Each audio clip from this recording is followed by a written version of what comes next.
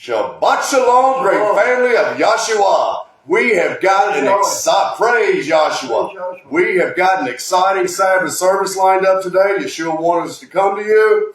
A lot of things that he shared with us through the week this week. We have an exciting one particular prophecy that down through the ages, all the prophets and the apostles wanted to know this. All the Ivy League scholars, we have a wonderful fulfillment of prophecy today that is a warning prophecy and will be a blessing to Yeshua's family and people. So we've got a beautiful day here in Abilene, 70 and sunny, no wind or just a slight occasional wind, and one beautiful sunny, mild day. No humidity, everything is green and lush. We've had a lot of rain, and so we are blessed and thankful to Yahshua for this wonderful Sabbath day that we're all rejoicing in. We're going to get into Yeshua services here, his service to you all, as we've been taught by the seventh Malach, Yeshua's seventh Malach, whom he taught. All that Yisrael Hawkins had came from Yahshua. And we're going to get right into the teachings of Yahshua Messiah and the teachings, because that is the greatest act of service, is teaching the law and the prophets. That is the greatest act.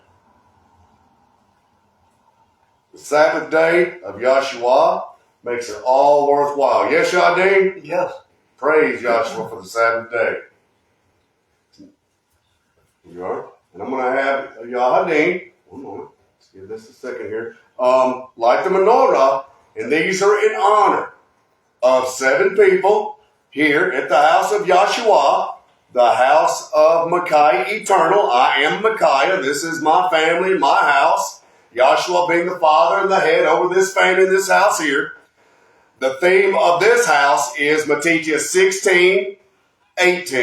Yahshua saying, I will build my house upon this rock that you have believed into the sure and true prophecies concerning the coming of our King Yahshua without seeing, Kippah, without seeing, and put your name there, Yeshua speaking to you. And this is the house of Yahshua. It's all caps. You can check us out on YouTube, the house of Yahshua. And you can also check us out on Micaiah, Michayah, Micaiah Hawkins, there on Facebook. And you're all tuning in now. We're already seeing some messages pop up there. Thank you for tuning in. So we're going to continue to move forward.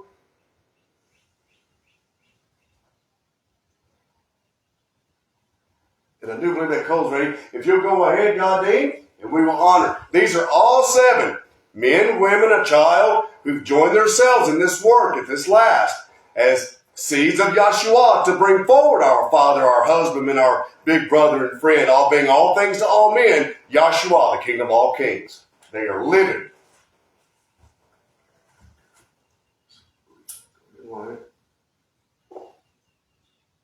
Don't touch. Why don't I just light it first?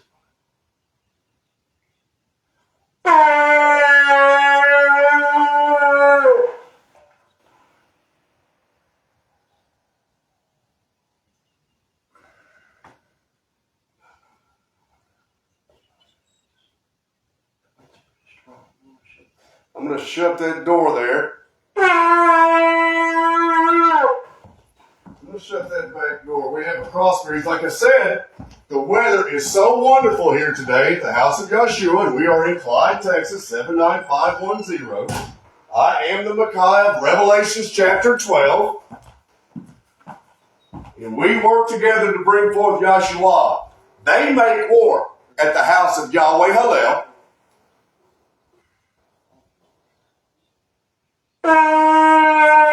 With the house of Micaiah Eternal. I am the Micaiah they make war with.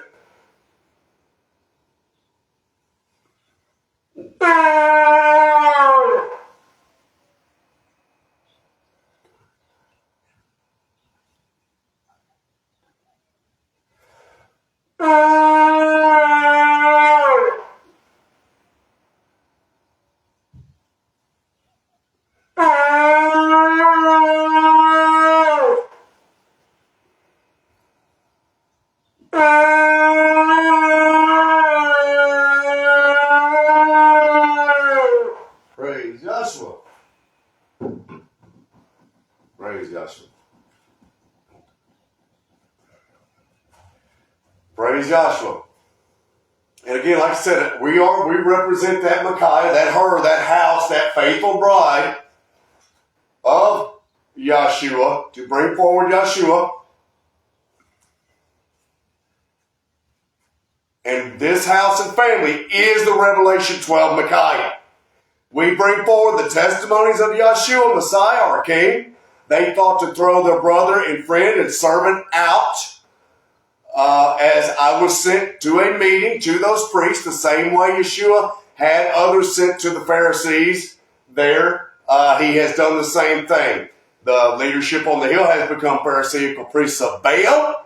They use the word Yahweh, but do not bring forth his name, his authority, Yeshua. They are hypocrites. This is a fact.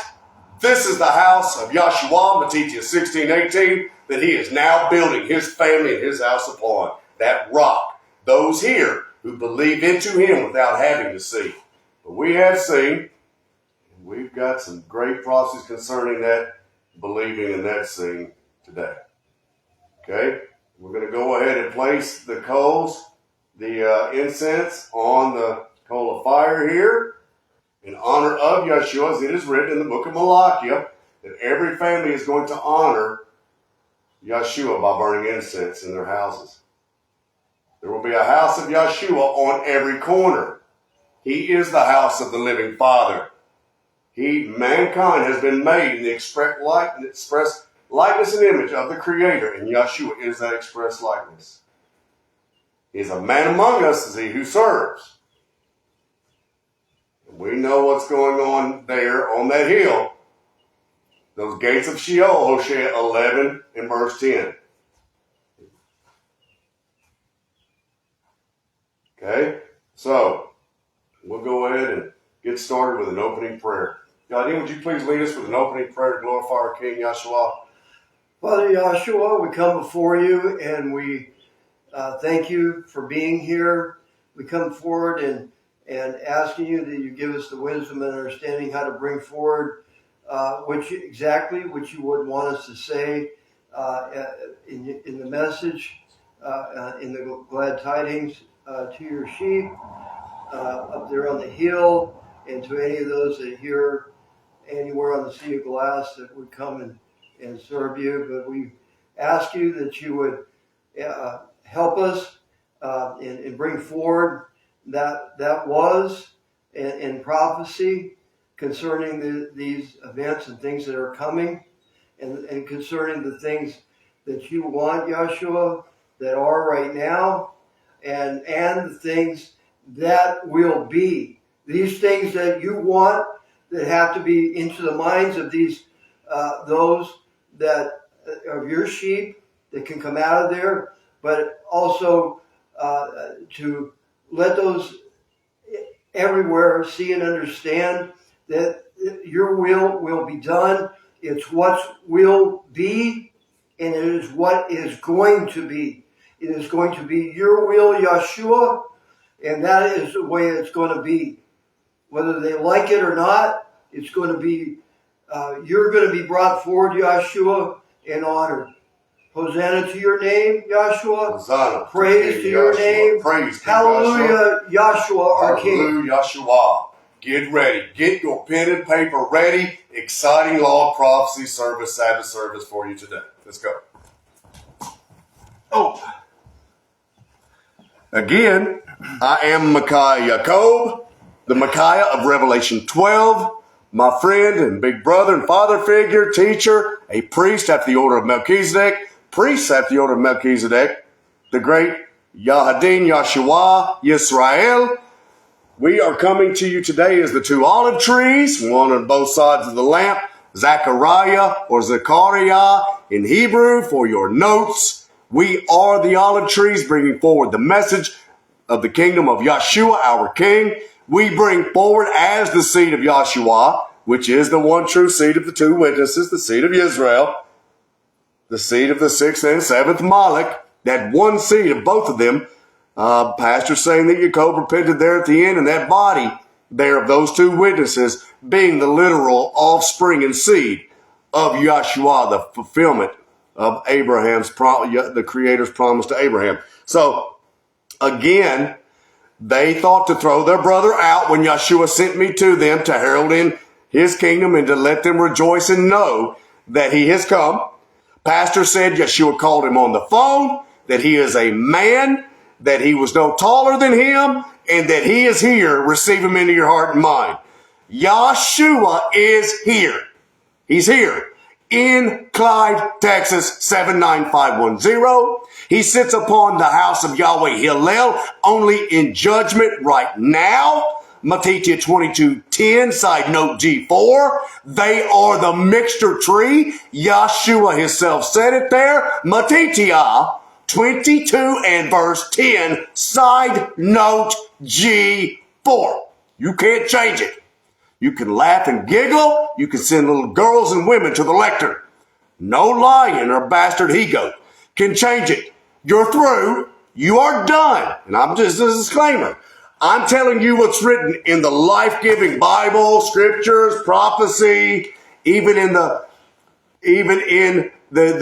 Islam's writings, Book of Islam, whatever their book is there that they have. It's all recorded and written about the family of Israel.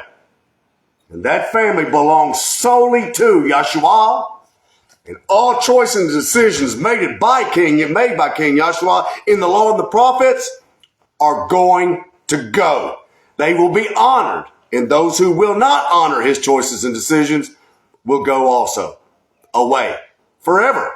So that is those will be powdered dust. So as a disclaimer, again, all we're doing here at the house of Yeshua, the house of Micaiah Eternal, is bringing forward the true, sure, undeniable, irrefutable law and prophecies concerning the coming of King Yeshua, the marriage supper teachings, these advanced teachings that you're now tuned into, even dignitaries and those abroad that we receive messages from throughout the week, even hateful, wicked, bitter men that leave messages, can't stop it. One thing that is a fact, you can't stop this message or this plan. You cannot. It's a fact. This is the message that you must be begotten of. This is the plan, and there is no other. You can try to copy it. You can try to twist it. You can laugh and giggle like a bunch of immature children that haven't grown up in adulthood and righteousness, and it will not change it. We have got some amazing prophecies to cover today. And again, Yeshua sent me to the wicked people, leadership. They did it in all six eras. Now, yes, even the seventh. The tares crept in, that leadership, and they thought to take what was rightfully Yeshua's and is rightfully Yeshua's away. Yeshua is come now. He is a man, just sits in the back and listens to them all. And they're all being judged by the very words that proceed out of their mouth. Yeshua said it. Okay? So all these things being said, and all this groundwork being laid from the time of the introduction and the beautiful day we're experiencing here, this is the day of Yeshua. He is being brought forward, and we are crowning him. He is the King of the glory and the fulfillment of Genesis 1:26. He is a man. He can drive a truck and use a skill saw, whip out a tape measure. He sits in the back up there before he descends down and out, down through the valley of the shadow of death, down past the horse's bridle there at the corner of the 254 in Abel Way, which is represented by the Euphrates River. He is going to hit the Jordan River, the 254, take a hard left, and you will come here and you will submit to these teachings and come under this rod, or you will not be. You can't come out from Yahweh or Yahshua if you are in them. You remain in them. Yahweh and Yahshua know who belong to them because they remain in them. If you was in Andromeda and Yeshua was sitting right here, right now, and you were in the galaxy Andromeda, you would still be in Yahshua and in them. Yahshua is the house of the living Father, and all those who dwell in him dwell in the house of Yahweh. He is the house of Yahweh. Behold the house of Yahweh. Behold the house of Yahweh. The house of Yahweh is a man of Yeshua. He and I are one. And if you do not have this oneness mindset with Yeshua, to bring him forward, that he taught us what I'm saying to you. I'm just repeating the prophet and the apostles' words and Yeshua's words, magnifying the law extolled. Who are these 2 olive trees? Was asked to Zechariah the Moloch. Zechariah said to the Moloch, where are they going? You know. We take the standard of perfection, Yeshua, to all nations. And since you rejected the invitation to the marriage supper, we now go out to all nations. You were supposed to be representing all nations. But you cannot represent all nations and not bring forward Yeshua. These things being said, we're going to move forward now, and I would like to turn it over. Now, hold on tight. Stay through all the way. There is a powerful piece of prophecy.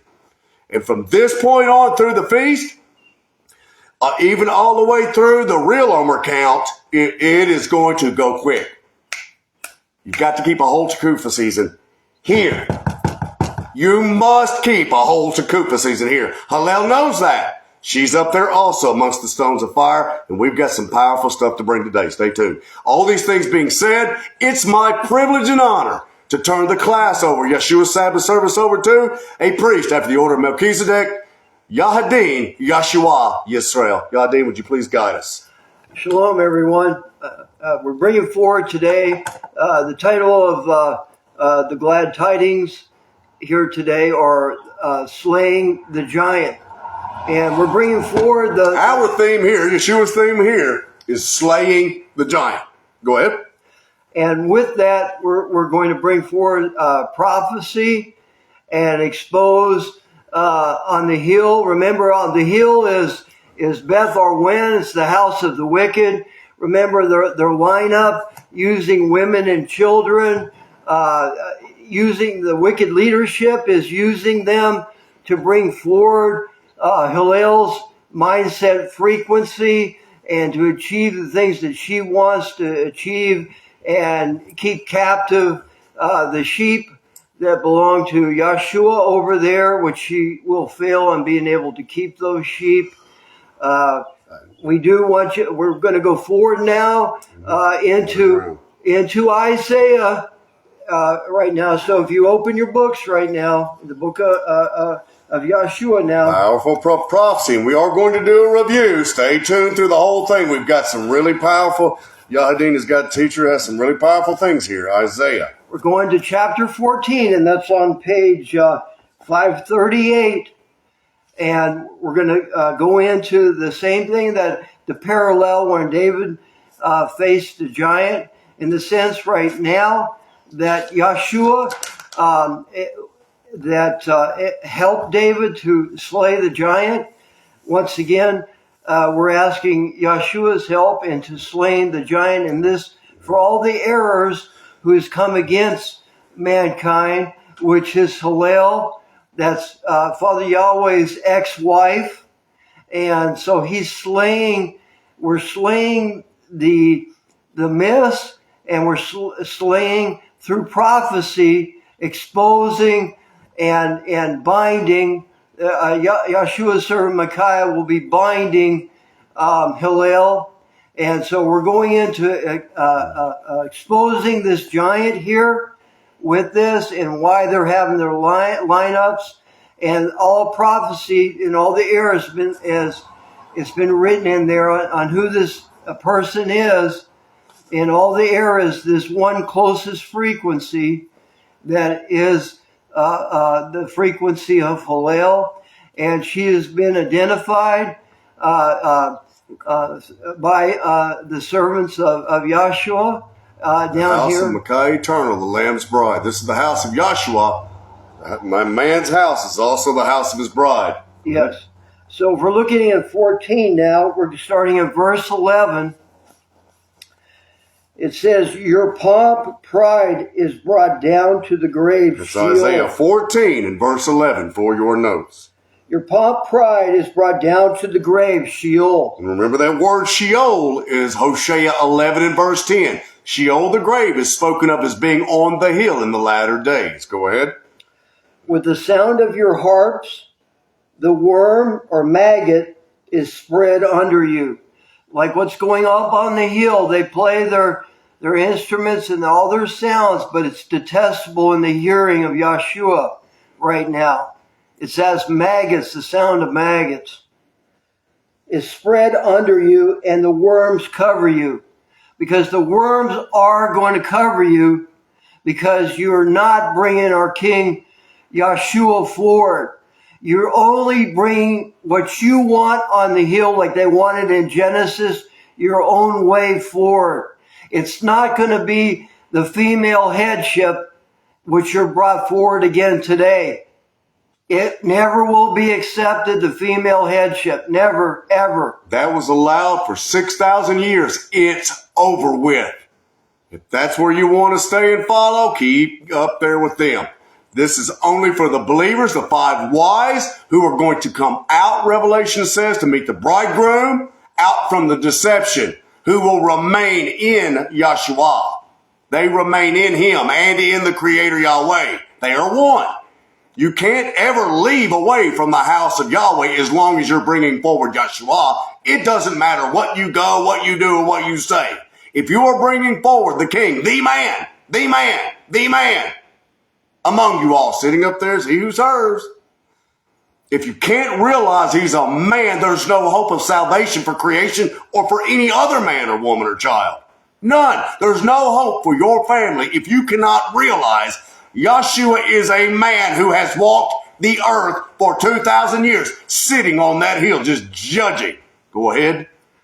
Hillel would not submit to the idea in the garden that she would be number 2, and she's still trying to use her conniving and her wiles to make her idea that the female headship is acceptable, and that you can know things, the wickedness, and know things and not die. That's a lie. So we're going on here with this, and the worms cover you. That's verse 11. It said, talked about your pomp and your pride. That was referring to Hillel, her pomp and her pride. She has to be number 1. And she has all those on the hill that the house of wickedness, Bethel, went up there under her, that she set up.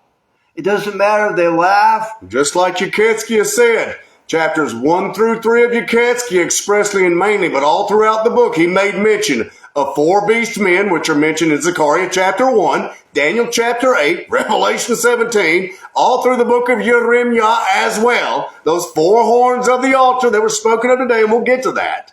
That their pride in wanting to do it their way and rejecting those that Yahweh and Yahshua and Israel left to guide you. They chose them, those oaks there, Isaiah chapter 1. They put their trust in those trees instead of the tree of life, Yahshua, and his family and his teachers who ahab him above all else. Choose those men who don't ahab him. And that's what they've done. And the pride, all through the scriptures, the pride is what brought them down. And those same 4 beast men, horns, messengers, that false teachers that are going to be cut off very soon now.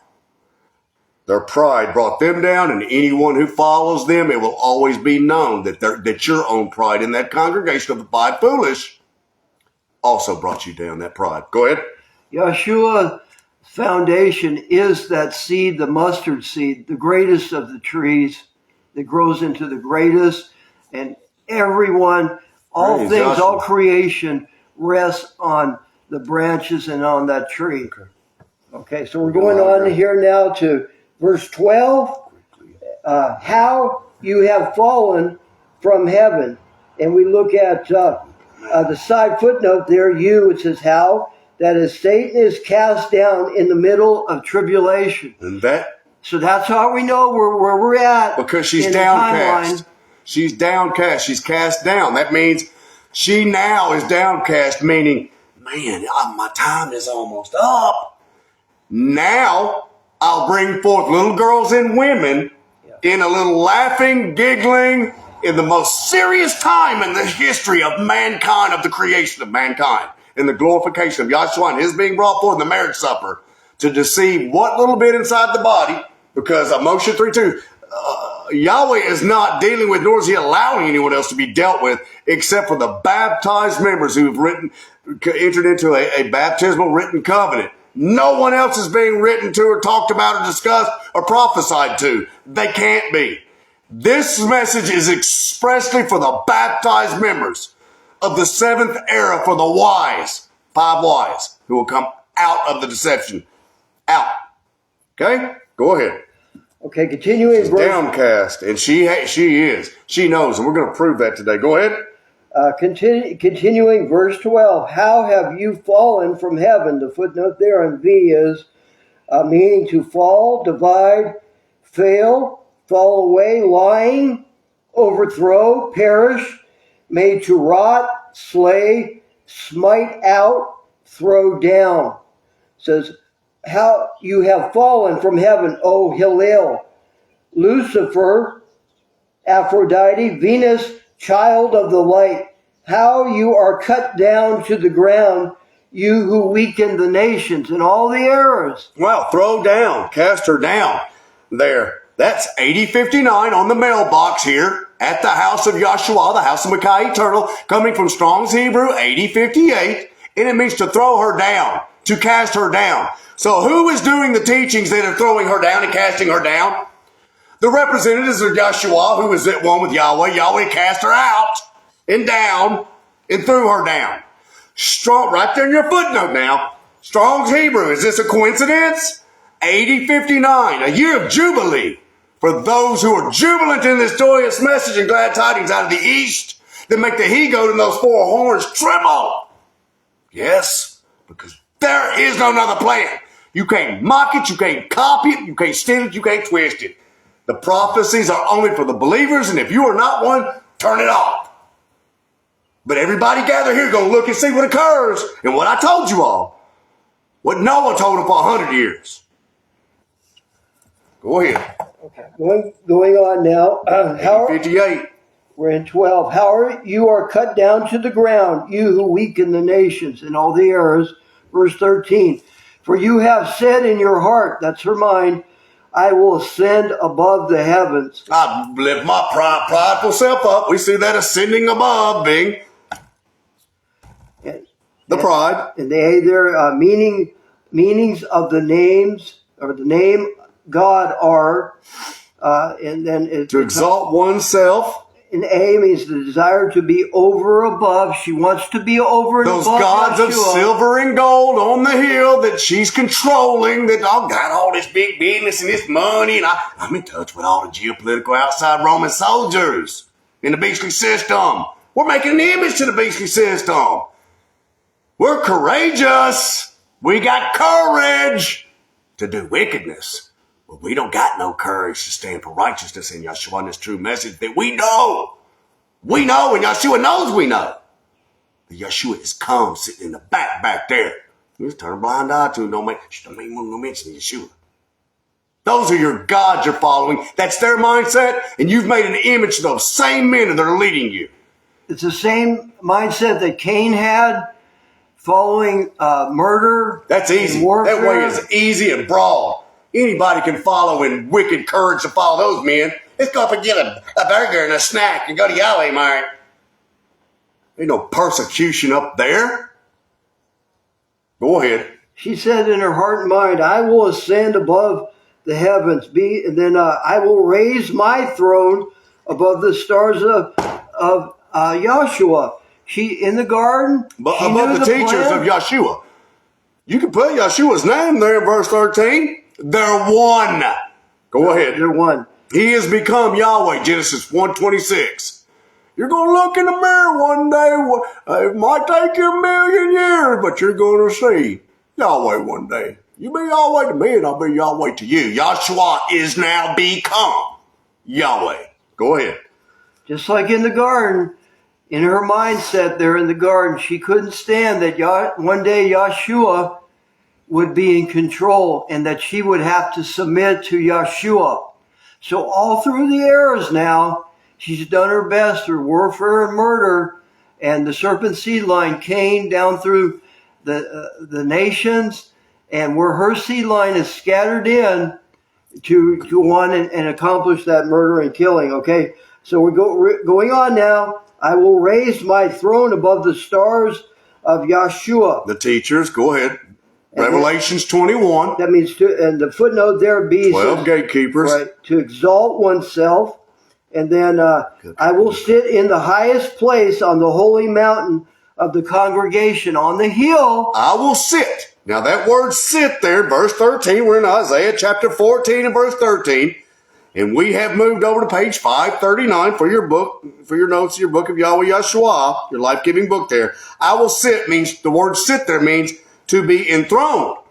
Remember in the book of Revelation, Yahshua said, I will grant to him who overcomes through the testimonies of my testimonies, the testimonies of Yeshua. That's Revelation chapter 12, Micaiah and her Malachim, my Malachim being trying to submit and be a submissive bride to Yeshua, the same as I desire my wife to exalt her husbandman. What wife wouldn't that had a husbandman bringing forth Yeshua in righteousness in his life, the law and the prophets of the Creator. Now, that word sit means to be enthroned. So she wants to ascend and be enthroned and sit in the seat of Yeshua. Knowing that all the inheritance, all meaning all authority in heaven and in earth, in heaven, the house of Yahweh, house of Yeshua, anywhere on the earth and in the universe, all authority belongs to Yeshua now. Okay, go ahead. And so just like she got rid of Cain, she got rid of Abel, she taught Cain the way of murder and warfare, and she teaches that same thing through the religious mindset of those on the hill, that if they can't have what they want, that you can accomplish it the same way Cain did and try to get rid of them. That's why they want you sitting up there for their sacrifice. We're going to go on now here. 14. I will ascend above the heights of the clouds. The cloud of witnesses that Yeshua is going to descend down the hill with. Go ahead. His stars and teachers, his clouds. Go ahead. She says, I will be like the Most High. She will be like Yahshua in her mind. She thinks she's going to Yahweh. Yahweh. She wants Yahshua, to be like Yahweh. the same frequency. And greater. We want to be like Yeshua. He is the only one who is like Yahweh. Yes. And he is granted that position to become Yahweh. Yes. She was not granted that authority and position. And she wants to have that position. We want to be the Yeshua that Pastor said we are to be. You better be Yeshua. You are Yeshua, brethren. She wants to exalt herself above Yeshua. Yeshua in all creation having only one authority, Yahweh. Go ahead. Right. And that footnote there on the B on the side, why is there not wanting to submit to authority? That's why they're having the women to come forward to try to subtly change the headship away from Yeshua, to bring in the women forward and doing what the women say. They're representing what Hillel wants them to say when she's controlling their frequencies of these wicked men and women on the hill up there. Okay? So going on now to verse 15. Yet you will be brought down to Sheol, the grave, to the sides of the pit. Again, Sheol being explained in detail if you really study out Hosea chapter 11 and verse 10 and go into all the Strong's Hebrew numbers and the footnotes and the side notes there, Hebrews chapter 11 and verse 10, you will see that the gates of Sheol are directly connected. Now, y'all like Strong's Hebrew numbers, Laos and all of you getting y'all numbers, shows that it's on a hill. Hosea continually repeating his contention is with the priest in the last days and the latter days, his priest in the last days, the contention, the prophecy is being for now. Go ahead. All right, now we're going on now to 16. Those who see you will stare at you, and they will talk about you, saying, is this the one? And that's what we're doing today. The one. That is the frequency of a female, of a woman. That's Yahweh's wife. And she is there. She walks up and down among the living stones, the five wise, who are receiving this message, the believers, who want to come out from the deception and remain in the house of Yahweh, which is Yeshua. Remain in him and dwell in Yeshua forever. So, those things being said, there in verse 16, that there is one among you all that is he who serves, and there is another one who wants to take his position away and stop him in this message from going out. Revelations 11. They want to stop the message. Go ahead. And then it goes on. Is this the one the adversary, yes, that's the one, who shook the earth and made kingdoms tremble, and all the errors by her teachings that she ruled through that very subtle way of warfare and murder and killing and control to get away from Father Yahshua's ways, which are the true peaceful solution. Okay, so we're going on now to verse 17. Is this the one? The one female among you all. Go ahead. Who made the world like a wilderness, who overthrew the cities in it, Sodom and Gomorrah, other cities. The city of Israel.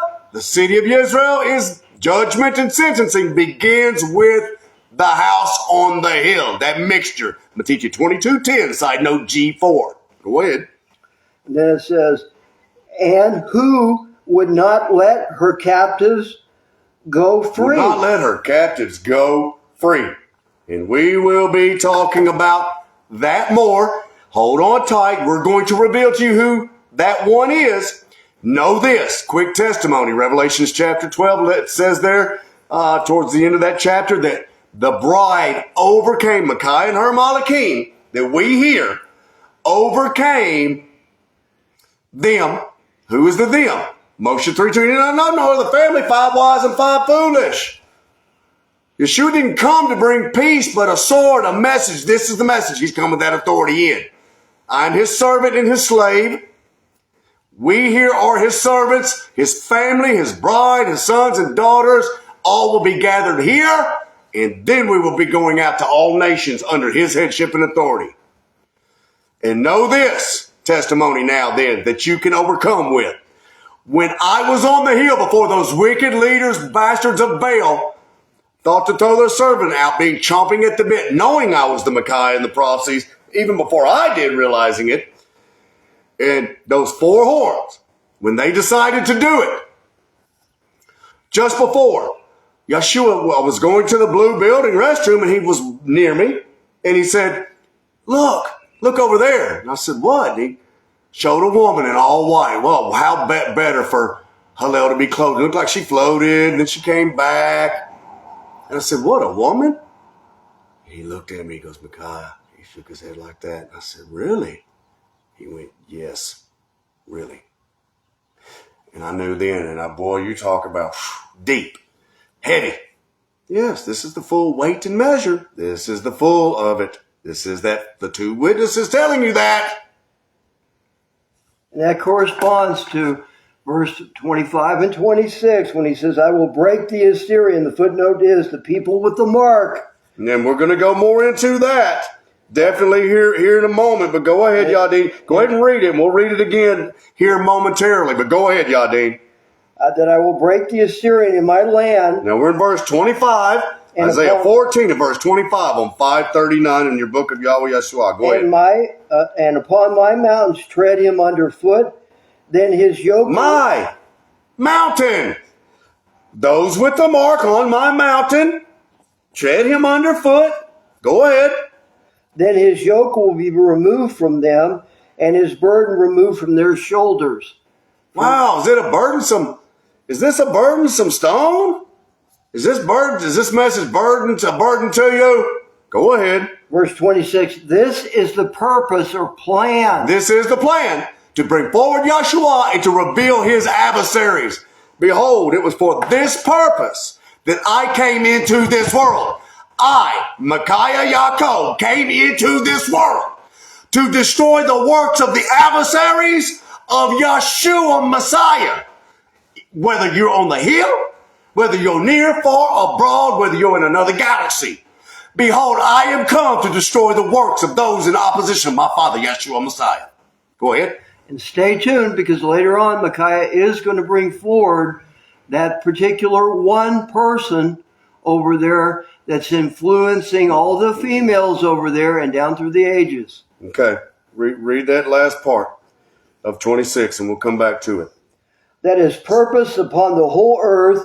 This is the hand that is stretched out upon all the nations. These belong to Yeshua. all of you listening, tuning in, if you can pick it up, you'll be they're pretentious and presumptuous on that hill. Your proving and your tests and trials do not end until you are fully changed, until you hear from the man sitting in the back on the hill. Well done, my faithful servant and bride or brother and friend or maidservant or manservant. If you don't hear that, or brother or sister, you are not going on. You have failed. Yahshua has full authority in heaven, the house of Yahweh, and here on the earth, here, the new heaven, where it's going to be here, come down newly named and authorized. And look, if we backpedal here, and now let's backpedal over here, because it's showing that this is showing here,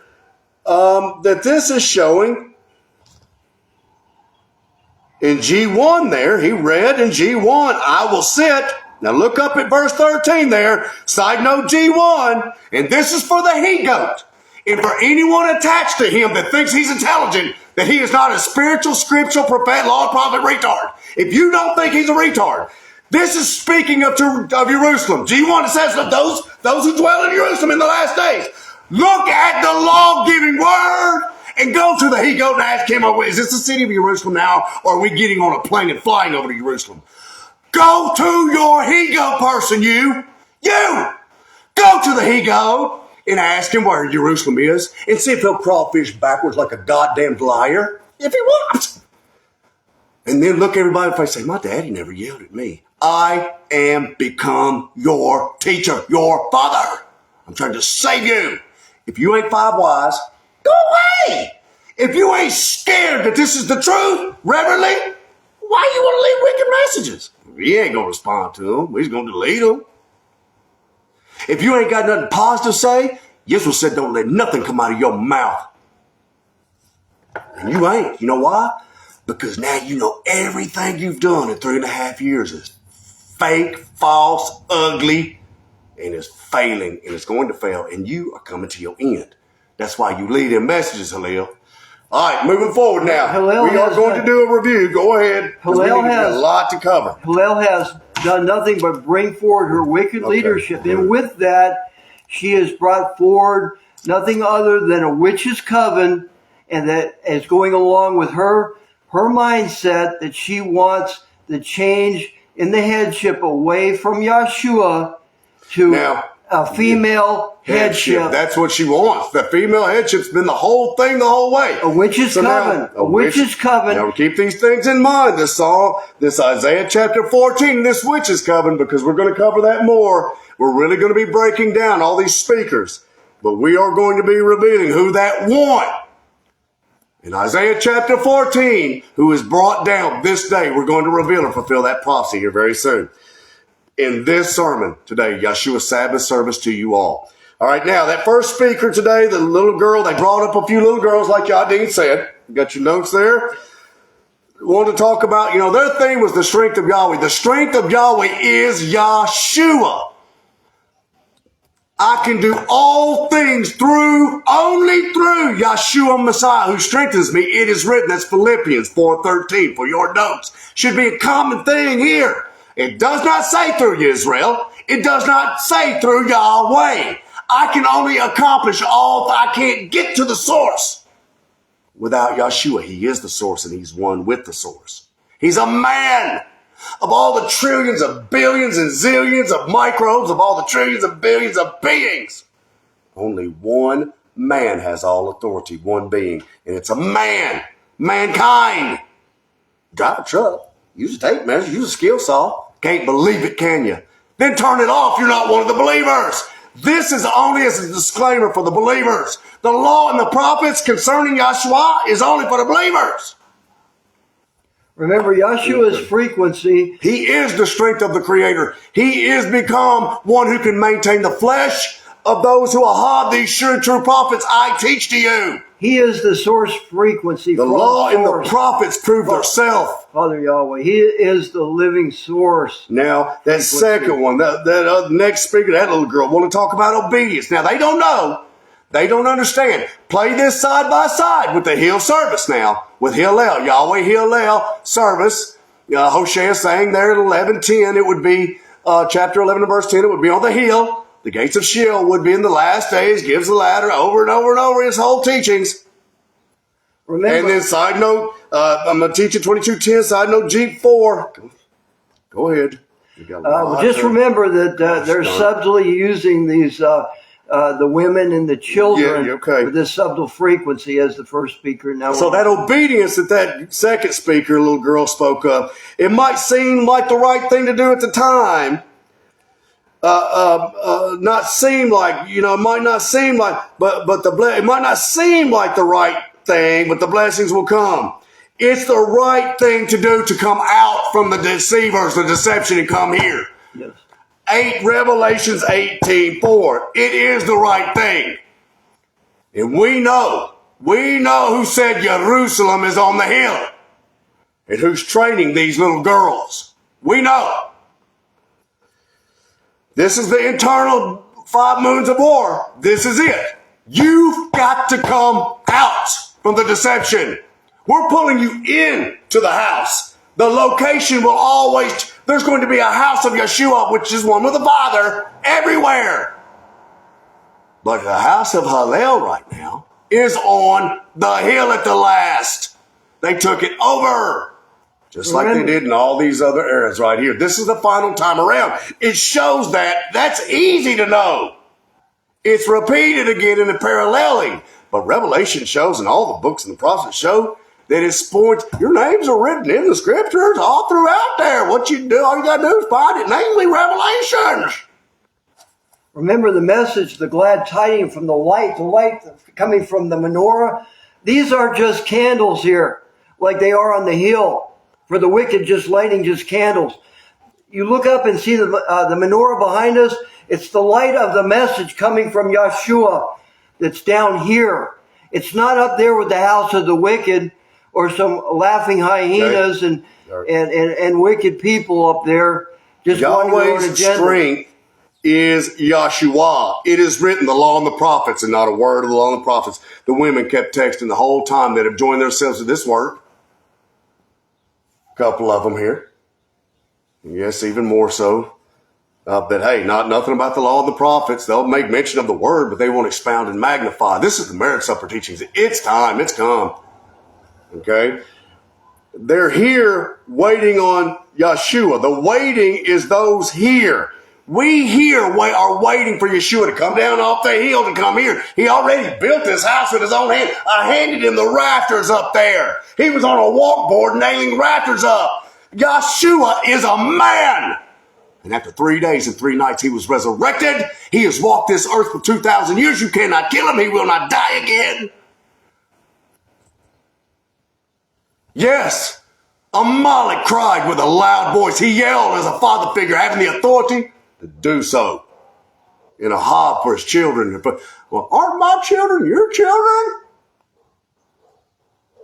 But if you don't listen to Micaiah down here, you're going to get caught in Hillel's trap up there. We're waiting. She wants you to burn up there. We keep telling you that. There. And who among you that call you forward? Who there calls Yeshua forward to the front of the stage? Come up, Yeshua, we need you.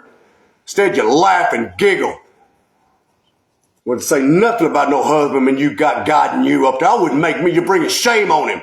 Either if he's guiding you, leading you, he brought a bunch on you. I wouldn't even tell nobody you had no husband up there. And the second speaker...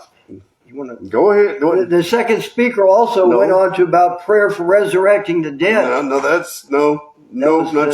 Yes, go ahead. So yeah, that's right. Go ahead. Yes, excuse me. Go ahead. He did. Go ahead. Go ahead. But the dead. My bad. That's those up there. It's the first resurrection is the spiritually dead in this message. The Dead Sea. It's a burdensome stone. Go ahead. It's the Dead Sea up there. It's the spiritually dead up there. The Dead Sea. Remember that. Because we're layering like a cake, and we're going to go back into that, revealing that one female entity that's on that hill that Yeshua showed to me. In the Dead Sea, the dead, those who are dead, and the sea being the people, the Dead Sea. So hold on to this information now, because none of you are bringing forward Yeshua the man. The man. Okay? You're only bringing forward the word And then Yahweh. That's all you're doing. That's all you're doing. The red dragon, this is the calling. You finish one job, Mr. Red Dragon, and another call gonna come. Did you get that done? Yes, Joshua. You think you humbled yourself to pastor? That man, that's why they can't stand it. They can't put the white garment on, because a man who deserves your most humble respect that you've ever even imagined is sitting in the back. And they don't want to do it because they feel like their crap don't stink. And they look upon Yeshua with disdain, sitting in the back judging them. Because this is your calling, Red Dragon, and anyone tuning in that know it. This is your final calling. Our final calling is to the marriage supper. And if you don't repent, your blood is going to definitely be on your own head. Yes, now, this is to answer that call, is to answer this message. Others are contacting us here, and it is growing. It is. And we can see that they are afraid, that you are afraid, Red Dragon, and you should be, because you don't reverence Yahshua. You fear Hallel. Okay? And you do her work. You come in your own authority. So you want to be like Yeshua? Won't you call? If you really in your prayer, like you opened up with Mr. Red Dragon, want to be like Yeshua? Why don't you call Yeshua up to the stage? Your high priest is here, brother. He calls me on the phone. He's no taller than I am. Pastor brought him forward. He tried to. Y'all want to shut that up. It was my work to finish it out. I finished the work of Israel to bring forward and crown Yahshua. And everyone is going to look back and know that you did nothing but bring shame and contempt upon yourself, your immediate family, and your household, and all those on that hill. It's the connection. That side with you and join with you over Yahshua. It's the connections with the wicked on the hill that had Pastor arrested. So, Miss Program Leader now, you want to believe. Matthew 16:18. That is the house of Yahshua. Can Yeshua build a house? Can a man build a house? Is Yeshua a man? Yes or no? Yes. Can Yeshua build a house? Yes. This is the house he built. This is the house he built. That's the house. But you don't want him living in that house, do you? You won't even bring forward the headship of that house, Yeshua. He is high priest and king and head over it. Not Yahweh. No. As a father, I build this up right here, and I got all the wealth in the world. I give it to my son. Here go your inheritance. Here's your bride. You've been faithful. Everything I've got, I give you full authority over. I'm going over here now, and I'm going to build something for me and my other wives. My first wife, Hallel, she just had to have it her way, but you know who she is. You've proven it. Keep her away. Reveal her. I'm going over here. Y'all leave me alone. But you keep calling on him, and he said, I have left my son to guide and lead you. All authority, that's power. All authority was left to his son, Yahshua. So you believe in Yeshua, Matthew 16:18? Do you believe in him? Are you believing in Yeshua? That house he said, Matthew, he said, upon this rock that you believe, Keeper, without seeing. Are you believing into this message without seeing? I will build my family in my house. He ain't allowed to be a man and build a house and live in a house and have a family, a huge family in a huge house. Can he? Why do you look up to those down in the grave? We look up to you, Israel. Well, why did you? Hell, y'all didn't resurrect him? If a prophet says something and it don't come to pass, didn't Laos say y'all was going to resurrect him, but y'all fake Passover? Why are you looking up to men who are in the grave when one greater than Israel is sitting in the back of the sanctuary? I don't care if it's 3 people come down that hill. And that's what my work was for 3.5, 7, 20, 50 years. Yahshua is a man. He drives a truck, a black donkey. He uses a skill saw, pulls out a tape measure, and he's going to go on and you can't do nothing about it. Wicked women, repent. Remember the pastor brought forward Yahshua. You wives of pastor, they're bringing yourselves forward. You will not get a pass from Israel. Pastor is ashamed of you. I know I would be. I know he is. I know he is. You're not bringing Yeshua forward like Pastor Look did. up. We look up to you, Yisrael, and he's in the grave. Really? So he's already on his feet? Which is it? Is he someone to look up to, or is he still in the grave? I know the answer. I know. Y'all are in for a big surprise if you even get the honor of singing and being revealed, being that frequency being revealed to you. You are stubborn, though. You said obstinate donkey and stuff. You are one damn obstinate and stubborn donkey, woman. She is. You're proving. Now, talk about this next speaker. Proving, and the tests and trials go on until the change, until you hear. And we'll prove that later on in this presentation today. But the proving, now for that next girl, the proving and the test go on until the change comes. You must prove that you trust in Yeshua. And then we'll talk about the root. Now play this side by side. Stop it, pause it with the Hillel service, Yahweh Hillel service, with the House of Yeshua service. Play it side by side with their Sabbath service up there to you all, Hillel Sabbath service, and then Yeshua's Sabbath service to get the underlying deep frequency, because she is wiser. There's only two male entities smarter and wiser than her, Yahweh and Yeshua. Only that frequency. So you have to play it side by side and look at the fruit in the teachings, because they want to talk about the root, an iron root. Yeshua is the root and offspring of David. It is written, and you made not one mention of Yeshua. None. You can't have the strength of the Creator and not invoke Yeshua's name. So you're not strong like you were trying. You're not. But it ain't your fault, daughter, little sister. It's the wicked witch's coven that has deceived you. They know. All they can do is try to fight for their kingdom for this final few seconds of the 1 hour they're in. Okay? So, there's a man sitting in the back. He is the root. He is the lamp and the light unto the path. I am the way, Yeshua said. That way is the path, the Darik.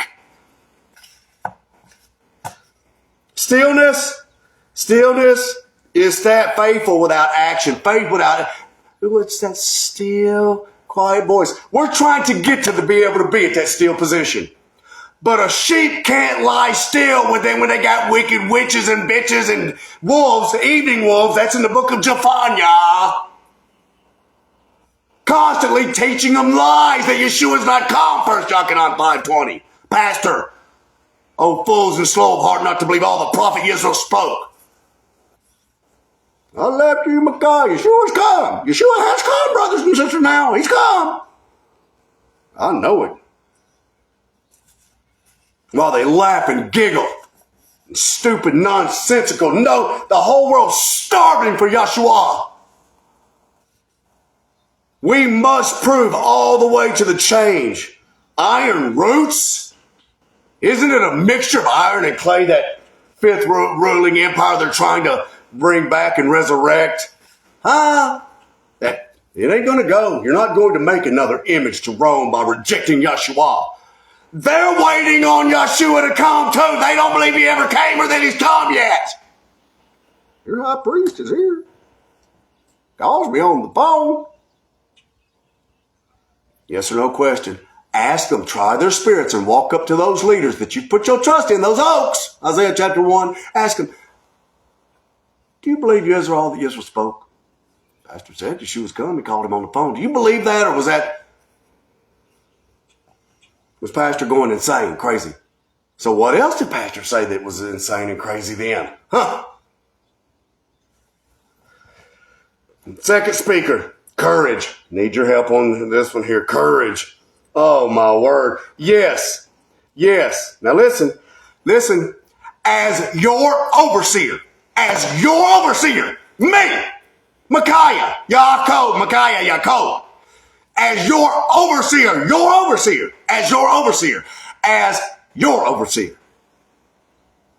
Whether you like it or believe it or care or not, as your overseer, I'm training you in the training you in the courage of the law and the prophets. Right. Whether you have it or not. Anybody can have the courage of the broad way to obey a wicked he-goat and be scared of a wicked he-goat.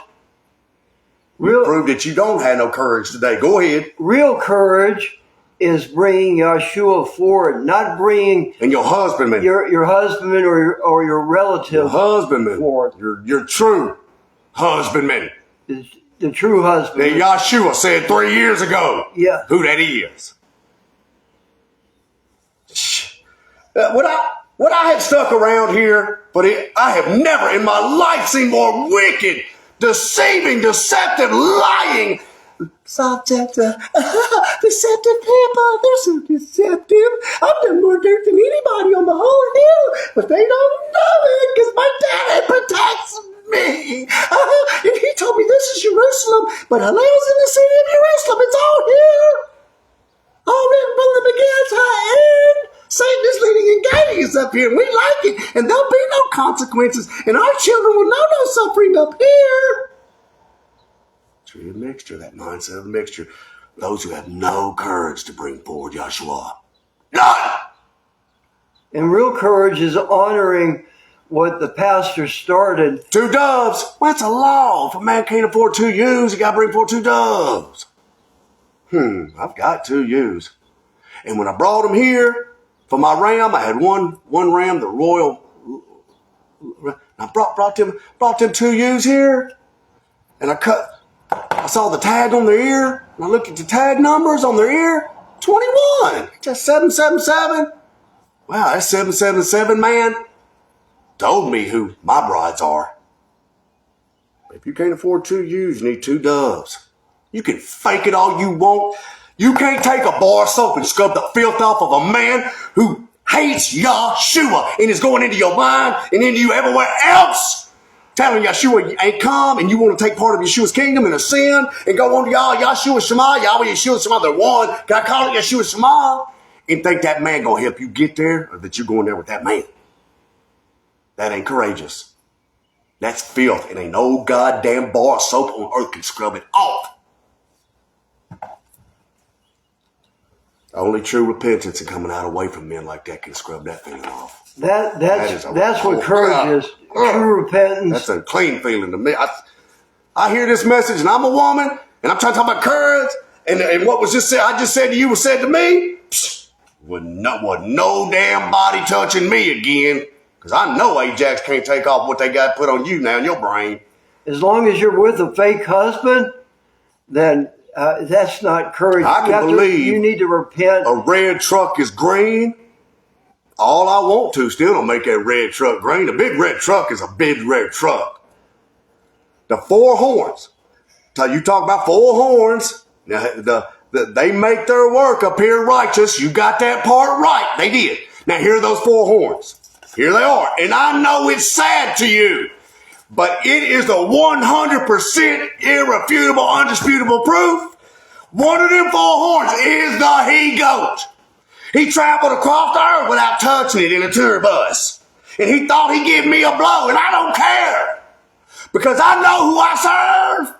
I'm the ram. And he the he-goat. He can't stand against Yeshua this message. It's sad. It's the filth that you're partaking of his swine. He's a swine. He's a pig. You keep partaking of his teachings and flip by. And I tell you what, you go your own way, but guess what? You ain't coming to work with me next week. You ain't going to have to, that car, you ain't going to be driving that car no more. Everybody's going to make fun of you. They're going to say, look at her. Look at them. They didn't have no courage. Look at them. They couldn't stand with us. They was wicked. They went down there with the righteous people. They call the righteous wicked and the wicked righteous, just like Yeshua prophesied at the very last. They will call my family and my work, bringing me forward, wicked. And those who won't even invoke his name. I want to talk about the strength of the Creator. The Yiliah, the law and the prophets to come is the strength. In Revelation 12, what Pastor said, my name is. It's over. Women have no headship. None. It's done. And you can't cover for the He goes one of your 4 horns. And you could take that to the bank. And you can't cover for the sins of others. You cannot. If you don't expose those and honor Yahshua and come out of there, then the ones you think you're trying to protect, hiding their sins, you're not protecting. He's going to partake and drink it. They're going to be taken away from you. Yahshua's house is, Yahweh's house is Yeshua. He indwells and he is the embodiment I'm the Father one. All those who have seen and perceived me have seen the Father. When will we see Yahweh, Yahshua? We've seen you, Yahshua. All those who've seen and perceived me have seen the Father. He is a unity, and that unity is called the house of Yeshua. You accept Pastor's words and mine. Yeshua is there. So how can you be a house of Yahweh? Or have a husbandman? The house is Yeshua's house. They indwell in each other. Okay? That's that aristocratic mindset to hide the light. Nobody takes the light. Yeshua hides them. Now, he ain't come. Pastor said he did. Pastor was going to see now. Yachanan 5:20 said he did. 500 men in the book of Corinthians said he appeared to them over and over and over. Well, does there some limit on when he could ascend and descend and appear where he appears on this earth, anywhere in the universe? All trillions upon trillions upon trillions upon trillions of beings. And Yeshua has all authority over every last one of them. And then if you went all day saying the word trillion, Yeshua got authority over all of them. He controls the frequencies in everything. Hiding the light. No man takes that light and hides it. Except for a he-goat. Men like that do. The light is the light real? Is he really a man? Of all the beings, of which of the beings have you said, come and be my sons? That's the true Yadaim who place Yahshua as the headship as their king? Those men. Do you really believe what Pastor said? If you don't, just turn it off. You don't got to say or do nothing. Why? It ain't going to come to pass. Not for you anyway. If you don't believe, just turn it off. You ain't got to spend your energy and time wasting it. Don't wait. It's wasting time like you said today. If you think that bringing forward Yahshua is wasting time, turn it off, Aaliyah. Turn it off. Okay? All right. Now, we have a speaker from Africa. And what really could you say then about her? Because she don't know what's going on internally. Ain't got a clue what's going on internally. Can't even really the internal strife that's going on the hill. It's bringing forth someone from Africa over there, a woman on Africa, pre-record a message from someone in Africa. It's just a diversionary tactic from those in the body who really want to know the frequency that's going on. Play it side by side with the House of Yahweh Hallel service on the hill. I'm going to teach you 2210, side note G4, with the House of Yeshua, which is one with a, this has become the house. This has become the house. They use this woman from Africa because she doesn't know what's going on in their wicked leadership over there. Yes. It's just done to throw everyone off. Yes. Now, nothing about Yeshua. No rejoicing that he has come. We should be rejoicing. Yeshua is here. He is the preparation and the protection. Shouldn't we all be working together to crown him and set him up on that stage in a royal? I bet he's got a royal chair. Oh, He-Go got him a royal chair to sit in. And with all that skill, should be able to create a throne greater than anybody ever king or queen has ever sat on. He sits on one, don't he? But won't do it for Yeshua. Sitting in the back there, driving the black donkey. Yeah, they are suppressing and oppressing the joy. They are the oppressors within. Again, emotion 3:2. That sister from Africa. Yeshua is the root sister from Africa. Go ahead. And just remember, she doesn't fully understand what the wicked are doing, but they're using her unknowingly to control and use and change the headship away. Because these are all the female speakers that they're getting all together. Ones knowing what's going on, and those that don't. And they're using both sides. The ones who are willing to deceive, and those who are deceived who are willing to go right on along in something they really don't even understand. Those are the ones they really like there. Because it is a sincere effort to do righteousness from the ones who are deceived. That tickles them even more when they get a girl like that, or a woman or a young woman up there to do that. The next speak, the trust in Yahweh is to know Revelations 18 is coming. You want to trust in Yahweh? Who wrote the scriptures? Men who were influenced by the life-giving frequency of the Creator. So Revelation chapter 18 wasn't written. And where is the bride and bridegroom at? Are they in the Vatican? Is the bride and bridegroom in Russia? Are they in China? Are they in an ATM card bubblegum machine that he can't get the bubblegum out with his ATM card no more? The bride and the bridegroom gonna come off that hill. And life-giving frequency ain't gonna be there no more. Okay? It indwells in those who receive this message. Okay? So, Yeshua and Yahweh ain't no liar. Yeshua spoke to Yachanan in the book of Revelation because he understood these processes and these side notes and all the words and dots and jots and what every letter in Hebrew the original text meant. Got it right here now.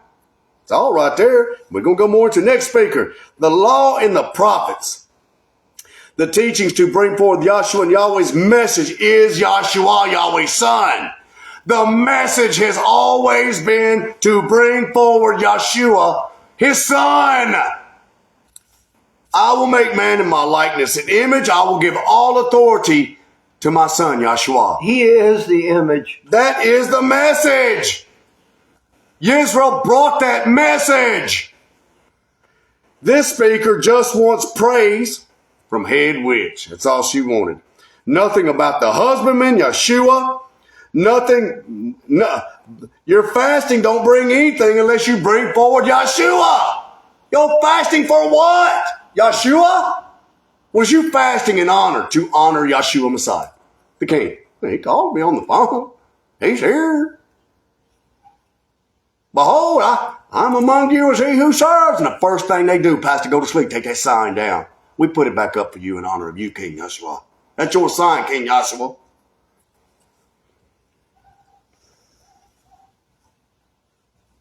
The wind blew it down, and the dastardly lion and his hosts drove by smiling, grinning, looking at me while I was putting it back up when a strong wind 3 years ago blew it down, 2.5 years ago.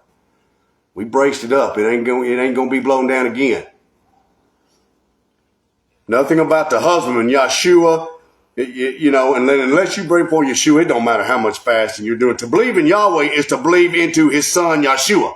To believe into the strength of the Creator is to believe into Yeshua. Yep. He called Pastor. Pastor said he is here. So really, all you did was more blah, blah, blah. Nothing about Yeshua. Yeshua is the proving and the belief in the Creator.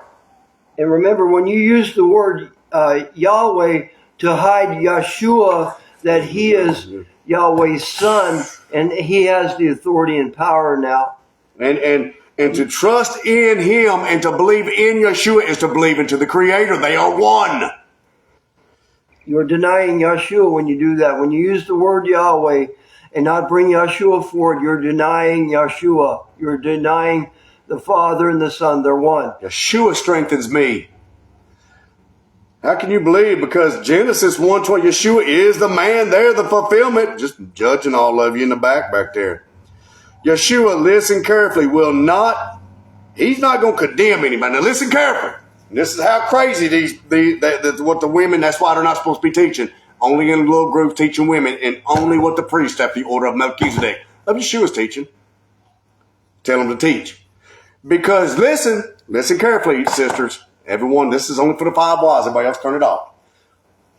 Yeshua will not condemn anyone for scrolling, even if with their last breath, hey, I saw some nakedness on the internet, or hey, I saw a song and it reminded me of something I listened to, I should have did it, I was wrong. You ain't going to be condemned for that. But listen to me. Woman who wanted to bring some stupid, nonsensical, distractive, something about a cell phone to get an applause from Laos or whoever. Listen, rejecting Yeshua will get you condemned. That will get you condemned. Okay? So, you that can be forgiven. But blaspheming this work and this message right here, blaspheming this message right here, bringing forth Yeshua, surely shall not be forgiven. They say, we have to overcome our phone while they reject Yeshua. Are you serious? You got to overcome them wicked men and women and wicked beast men and 4 horns and that he-goat and lion and the leopard and the bear. Louse. That phone, you ain't get to overcome the phone. The phone is that phone don't know to do righteousness or evil. Does that know to do right? Does that know to do righteousness or evil? Won't you do righteousness with your phone? And turn this on and study it, leave it playing on the side of your nightstand all night long. I would not be telling nobody you had no husbandman. I would not. I know him. I would hate Yeshua. Try to tell him about Yeshua. Rejected it. Told me and looked at me mean loud. Don't you talk to me about Yeshua, high priest and king, the son of Yahweh. You ain't people of Yahweh. Your head ain't neither. Fakes, hypocrites, every one of you. And I hug you. I would you would repent. I hug you and him. I say, come on in. I'll take the yard. Y'all can have my. I'd lift you up higher than the heavens. You're hypocrites. Seeking praise from head witch bitches and men instead of from Yahshua. They say we have to overcome our phone while they reject Yeshua. Her husband in anger looking at me, said, don't you talk about Yeshua around me. Just like that. I don't want to hear nothing about Yeshua and the law and the prophets. I wouldn't tell no damn body you had a husband encouraging you in what? To bring forth something stupid. Is that all he taught you? About your iPhone? You're going to hear about Yeshua whether you like it or not from down here. You'll follow those who come about in their own authority here. You're going to glorify Yeshua. You ain't going to be down here. Next speaker. Relying on Yahweh is to rely on Yeshua. Next speaker. Yahweh has given all power and authority to Yeshua. He proved it. Yeshua proved it. And he's still doing it today, still proving itself. Pastor said it don't matter. Once you change and you go on, every day you got to choose righteousness. Yahweh and Yeshua choose righteousness every day. You got to prove every day to that frequency, that eternal life-giving righteous frequency. You got to prove that you're going to be in unity with that frequency every day, every waking moment. Bringing every thought into subjugation forever. It don't end. It's a straight line. It's actually circular, but it isn't a straight line. Back to the beginning. Always straight line, because we got to go right back to basic teachings with y'all. So, to rely on the creators, to rely on Yahshua, they are one. He backed up. I said, man, I got a family, and my oldest son now is going to inherit everything. I'm going to take off and go away for a little while, and they won't even obey him or acknowledge it. What would he allow to befall him? He ain't doing it. So all power and authority, he proved it through healing and resurrection. Didn't Yeshua prove that? He was a man. He is a man back there in the back. And Micaiah, how are they going to make it to the 1,335th day if they're not going to bring Yeshua forward?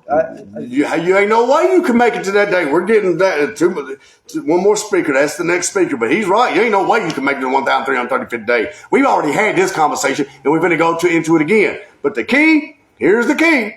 Here go your key. Here it is. It's realizing that Yeshua is a man sitting in the back, and that he's going to come off that hill. It's going to be only very few. This ain't talking about few out of all the population of the earth.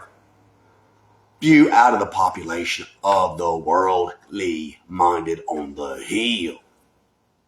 Out of the population of those who are baptized, the worldly minded ain't coming down. They ain't. And I'm thankful. We're just looking forward to rejoicing with everyone in this mindset that wants an end to sin and lies and deception. Pharaoh is served on the hill. We'll talk about Pharaoh. You're serving Pharaoh that come in their own authority on the hill.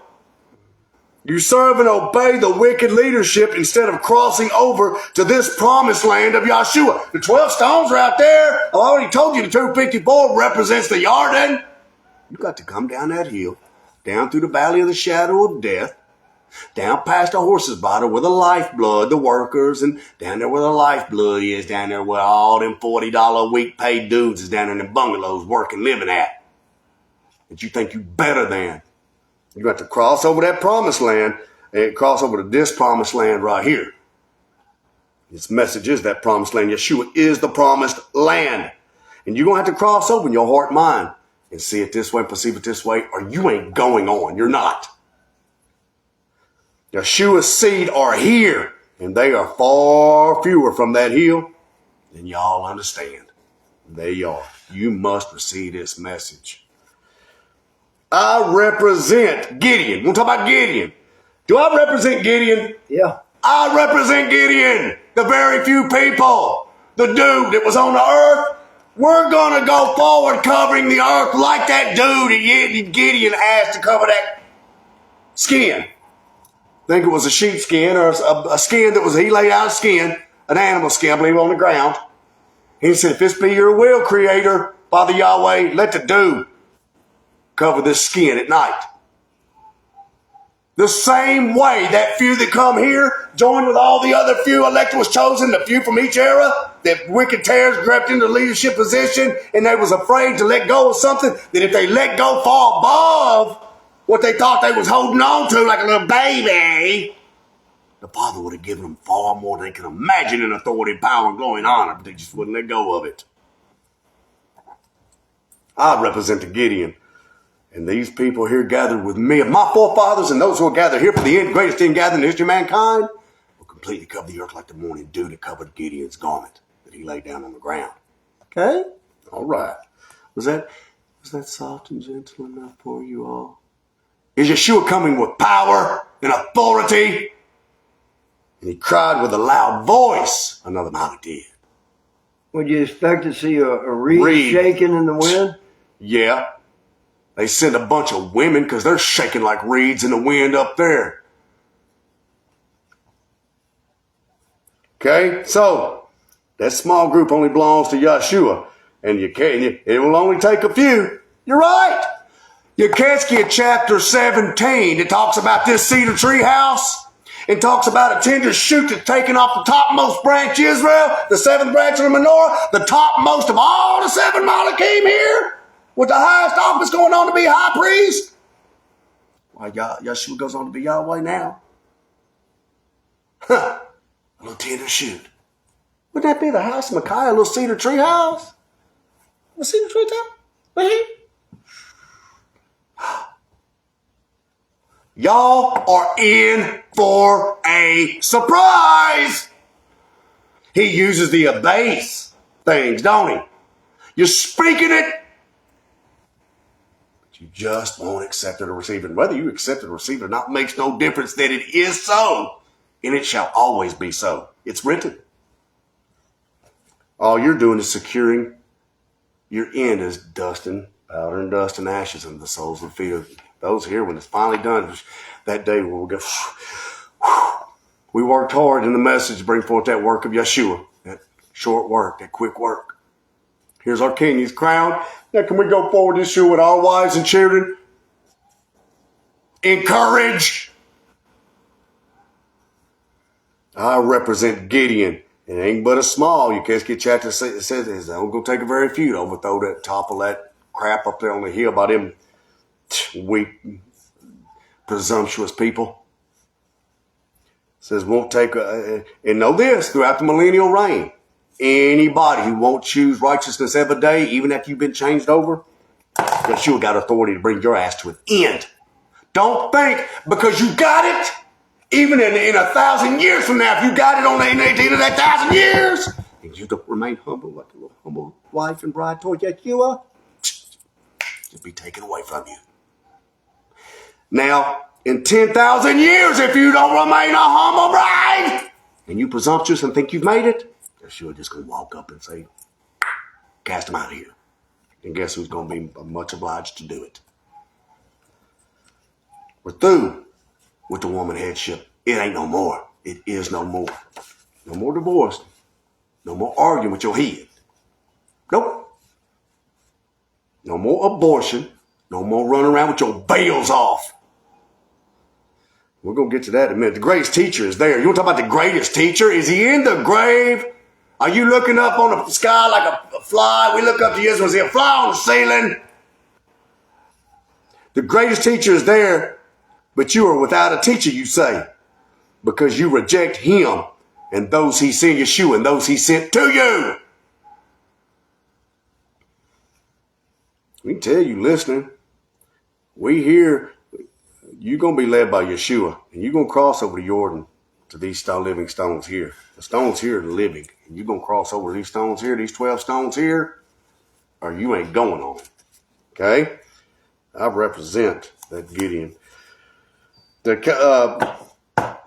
Omer count. Now, here we go with the Omer count. Now, listen up to this. Wisdom of Yeshua. The Omer count starts here. You're not. You are not. You are not. Tell them, Yadin. Tell them they're not.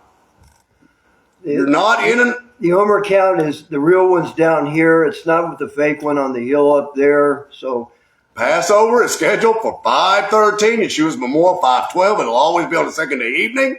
You can giggle and laugh and get up there with the women of old, of more than old, older than dirt, goofy, presumptuous, thinking that because for 40 or 50 years they served the Creator, thinking that they did, that they're better, they're going on.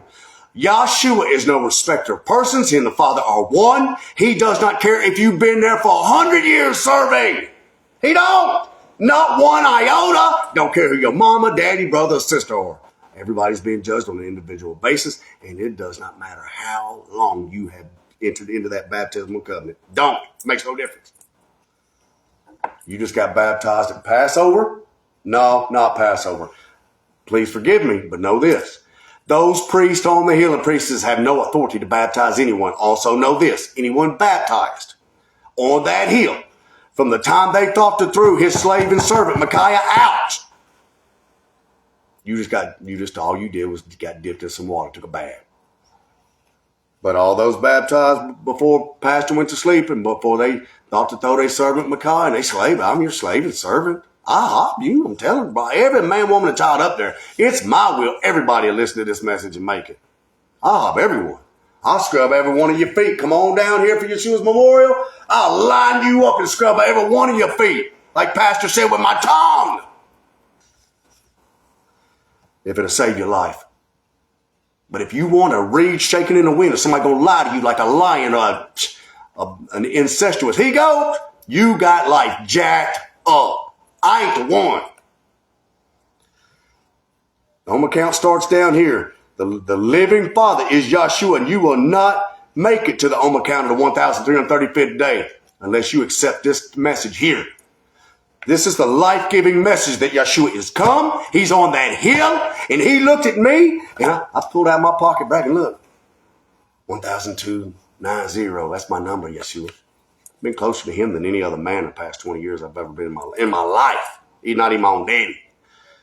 Said biological father said to serve the Creator out of admiration and honor and loyalty, and to serve Yahshua and all creation for the benefit of all mankind. 1290 Strongs. Look it up. That's me. I'm trying to serve as best I can. He said, oh yeah. Pulled out of his back pocket. My number is 1335. Yahshua is the feast of first fruit. So now hear a word from Yahshua to me, to my very face. Here it is. You ready? Here it is. This is prophetic. Now you need to write it down. If you endure and you trust in Yahweh, that means Revelation 18 will come upon you, or you're either going to endure that 1,335th day here with me. And know this. Penta is pentagram. Okay? And we're going to go more into that. It's the feast of first fruit. Y'all going to have y'all feast of pentagram cost. Pentagram cost. And we're going to go more into that. And that's coming more. I think it's on down a little bit further, Yahadeen, because someone made mention, and Yeshua wants me to explain this. But keep this in mind as we move forward. Keep that in mind. And they're Jerusalem, and we're about to reveal. We're going to be revealing something here real quick, like about the one that's up there deceiving you all, and she's just giggling and laughing along with all the rest of them. But so this next speaker, now listen, Yeshua is the law and the prophets. He is the Yeliah. Every word he spoke is the strength. He is the strength, and not no mention of him. The Yeliah to come is a side note right there in Revelation 12. We've covered that. Y'all know that. If you've seen the Father, you've seen the Son. To the hour of salvation is here. Here. The horn, rather. The horn of salvation. This is, I am that horn. Yahshua and my Father and I are one. Yeshua is that horn. He is the horn of salvation. And all his sons and daughters and manservants and maidservants who are in complete unity with him. We are the horn of salvation. You can't be a teacher and go teach a horn a message. Be a loud horn. Shout it with a loud voice from the mountaintop. and not bring forward Yeshua. He is the salvation. Not a word today about him, or no expounding or magnifying on these prophecies. Play it side by side. So, the horn of salvation is here. Yeshua is the foundation. The law and the prophets. Remember, on the foundation, the colt of the donkey, the foundation being the law and the prophets. You don't remember that song? This is the law and the prophets. That Yeshua is come. Called me on the phone. He calls me now on the phone.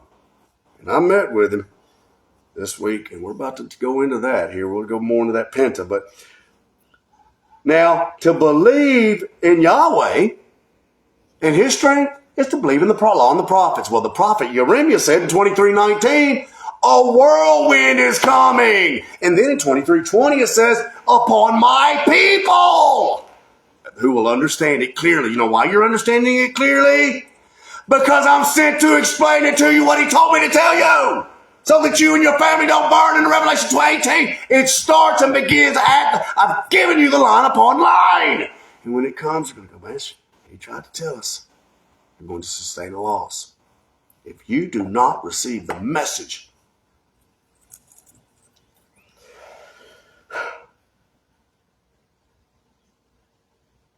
you'll understand it crystal clear. His people would. Who are his people? Who are Yeshua's people? Who are you? Man. Where does judgment begin? Okay? Scripture says, I can do all things through Yeshua, who strengthens me. Again, this is Philippians 4:13. Next speaker. Oh, boy. Oh, boy. Now, here we go. Now, you ready? Here we go. You ready? Yeah. All right. You ready for this is a great secret that would be revealed.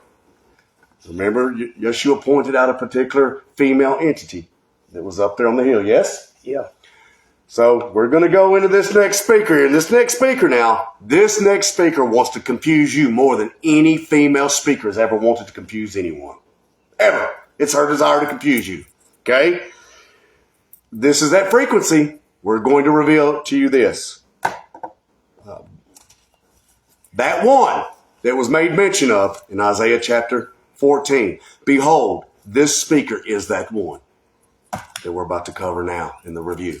And run this side by side with the house of Yahweh Hallel Sabbath service, with the house of Yeshua, who's revealing all these deep secret things, these advanced teachings. Yes, prophecies are coming to pass. They're only for the 5 wise internally. He's not dealing with anyone else until that family is sealed up. Okay? So, reverent fear for, don't let that, this speaker wants you to confuse the reverent fear for Yahshua and obedience to the Father Yahshua, the teacher, the Father, the teacher, the Father, Yahshua. I and the Father are one. Well, would that make him the Father? She wants you to all have fear for her instead of for Yeshua. Reverent fear for her and her minions and those who are following her frequency. Okay? For fear of her, so in Hollywood's imagination, the imagination of Hollywood. Green screens in Hollywood. Okay? Yeshua is the protection. And not a word, nothing. And she ain't going to bring nothing about Yeshua because she's totally, bitterly opposed to Yeshua, the tree of life. Remember this. She is the frequency. Remember, go ahead. Please help. Yeah, now this. Remember this, this particular female, the one that we mentioned. Be turning back over to Isaiah 14. In Isaiah over there, she in the past, she's spoken before, and she wanted everyone to burn together. And there's a reasoning. And the reasoning, part of that reasoning, real quick, what's in my mind, Yahadim, because we are about this, we are slaying this giant. And then remember the theme. Let's slay this giant together. Because Hallel always has an exact parallel and opposite to the truth. I am the Messiah of Revelation 12 with the testimonies of Yeshua. Righteous and true and pure and perfect in all his way. A slave and a servant to him. And she is the fake Messiah. I long to be like Yeshua, and she wants to be in the position of Yahweh and to steal and kill and destroy all those who are part of Yahshua and his inheritance. She is the fake Micaiah. She escaped. I came to my door and I escaped. She's going to escape again. Go ahead, Yadin. I'm going to read that from 14:1. I want you to start. I was talking about the fire that she wants you all to burn in.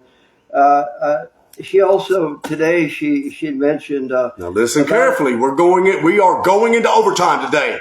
This is vital to your salvation. We ain't laughing and giggling. We're fighting for your life and salvation in being sent as Yeshua's army of teachers here. The house of Yeshua, the house of Micaiah Eternal, the home. Your home. This is your home.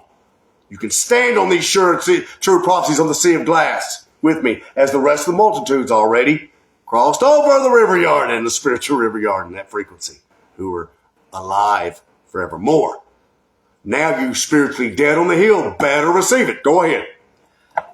She'd also sea of glass. Stand on it.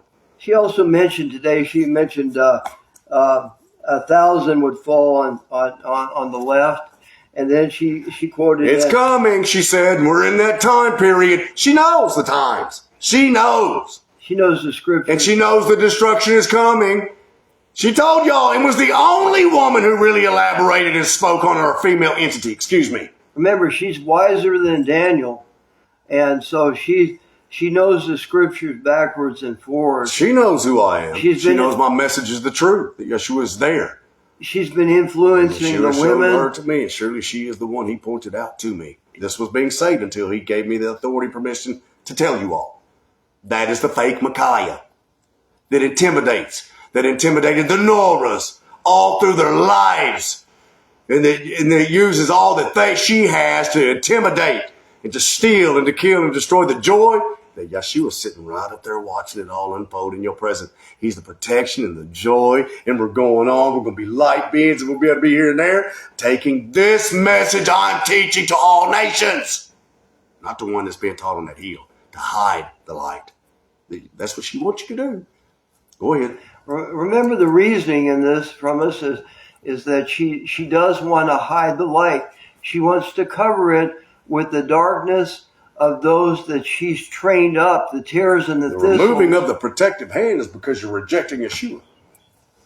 Go ahead. So that when she mentioned 1,000 would fall on the left, and then she purposely misquoted. She said 1,000 something on your right. She knows it's 10,000, but she couldn't come out and exactly say that, or she'd be identified that she knew the scriptures a little bit better. So she just quoted it that way to offset you, so you didn't think about it and understand what her reasoning is on this. She doesn't want you to know the fact that the scriptures have revealed that she would be revealed in this time period now. It's not for later when she escapes after this, that she wants you to be in the fire, caught in it, but she doesn't plan to be there with you. Even the same way Yeshua has legions of Malachim moving around, she has legions of fallen Malachim angels moving around the earth, dealing with dignitaries, trying to counter what Yeshua is doing. And he's going to win out, counter what she's doing, because the power of life and death is rest with you, and the gates of rest with Yeshua. Though she is working to try to destroy him and his family, and to steal his lands and his possession, his inheritance from him. And she is there on that hill, and she will escape again, and she's got about 1,000 years left. A little less than that. We are now 28 years from 97. So you do the math there. She's got a little less than 1,000 years. Each of those 10 kingdoms being given 100 years. Though the city, the 10th part of it, that first kingdom, North America, does not have 100 years. Matter of fact, she said it right to you all. That trouble and destruction is coming. Go ahead, Yadin. It's coming. And don't leave this hill. Stay up here and burn on the hill with us. A wise man sees trouble and flees. Go ahead. And remember, she does fly around on a technological ship. It's a red-colored ship. Red. Go ahead. If you ever look up in the evening sky and you see a red-colored ship, red color ship up there. Dark red one there. She has the technology of fire, the flame, and so that's the color for ship up there. But if we went back to these curses did not have to come, and the wicked will say of those that flee, they ran away from us. They weren't of us, and they ran away from us. They didn't want to sit up here and burn with us. Hallel prepares her children for slaughter. She wants everybody to stay put in the pot and boil like a little demonic frog that Louse seen in the sky and in the pond, and one banged on his window. She wants you to think it's normal thinking that your families will burn together on the hill. She's not using the word sacrifice. Remember, it's a witch's coven. They don't have to come out and tell you. Coven, C-O-V-E-N. Yes, they don't come out and tell you that they're purposely sacrificing your families in there. You think she's going to stay around there when all this is occurred? No, she's going to fly out of there, but she's telling you to stay there. Don't be moved. Stay there. A wicked fake Micaiah don't understand that a wise person going to see the destruction and they're going to flee. You know, that Hollywood brings on the hill, brings forward earthquakes and fire. We're bringing forward Yahshua. We're setting before you life by Yahshua, the righteousness of the Creator. He is the righteousness of the Creator. We're bringing forward Yahshua, our husbandman, telling you he's here. And now we're warning you under his instruction, telling you she's also there with you. I've known it, but with permission and the authority, now I'm revealing it to you. Remember in Isaiah 14, if you go down here as we read that chapter, but go ahead. Verse 29, it said, "Do not rejoice, all you of Philistia, because the rod of him who struck you has broken. For out of the serpent's root will come forth an adder, and his offspring will be a fiery, flying serpent." And the F footnote means to be set on fire. The rod of him who struck you, is broken. Remember that Isaiah here is dealing and talking about this individual that when you see here, you'll say, is this the one, verse 17, is this the one who made the world like a wilderness? That is, even though she may seem like a normal person and everything, you have to look at her closely and understand what she's telling you, and try to selling you this idea that you all need to be burned in the fire. That rod. I am the rod of correction at this time for you, for your behalf of your safety, your warning, and on the prophets. Yadin is a rod of correction. Yahshua's family here is the house and the rod of correction, the house of Yeshua. That being said, out of these teachings, out of my mouth, I am revealing to you that the fake Micaiah is a serpent who is going to be fiery flying and is going to all these dignitaries with her frequency, having legions of fallen Malachim, like Yeshua has legions of righteous Malachim obeying and following his instructions. To counter Yeshua, she's countering him. And she is out of my mouth, I'm telling you, as a rod of correction, that now she goes forward as that fiery flying serpent, knowing she has but a short time to bring about your destruction on that hill. It's this, you have the prophecy now. And remember, the fire can either come from... So there's your his. The technology she has designed, like she used on Maui, that invisible technology fire. That I'm telling you where that fiery fly is coming out of and from. It's coming out of my mouth. The understanding of who she is coming out of my mouth. Venus and Aphrodite and Hallel is a female entity. When you see the word his, the rod of correction is here. It's coming out of me to tell you and inform you for your protection, family, where you take it or not. If you're at your 5 wise, turn it off. You ain't got to say nothing. We want the wicked to repent. We would, they would. We want all to live. But if you don't want it, just turn it off. Go ahead, Yadin. And just remember on the footnote there on serpent and verse 29, a fiery flying serpent. She even spoke of the serpent. She said the word serpent. Go ahead. Remember the footnote there. That's that reverse psychology. Airplanes that carry bombs. So she controlling the nations in the warfare sets them up to commit the war. But while she's having you burned over there, guess what? Run around intimidating that body. Guess what? She's going to fly out of here and watch you burn from a safe spot. She's not going to be caught in here because she's being bound now at this revealing that Yahshua's serving. I am the Moloch with the Revelation 20 chain in my hand. The chain in my hand. There it is. Yeshua gave me the 21 link 777 chain and the key to Yah. 1074 gold key. We know that testimony. Revelations 20 and verse 1. Wow, drop your 0. 21, 777. So somebody's part of the family of Yeshua, the 777 family. Go ahead. She is being bound now with the teachings. With the teachings, the frequency. We're all going to teach the same message the same way for 1,000 years. Go ahead. With Yahshua's frequency. Praise Yahshua. That is binding her for her sentence, her judgment coming at the end of the millennia. Save you all. But she's trying to escape out of here. Make sure you're all caught in one place up there. She does not want you bringing to forth earthquakes Yahshua. And fire in her teachings. And nobody else bring all that forward.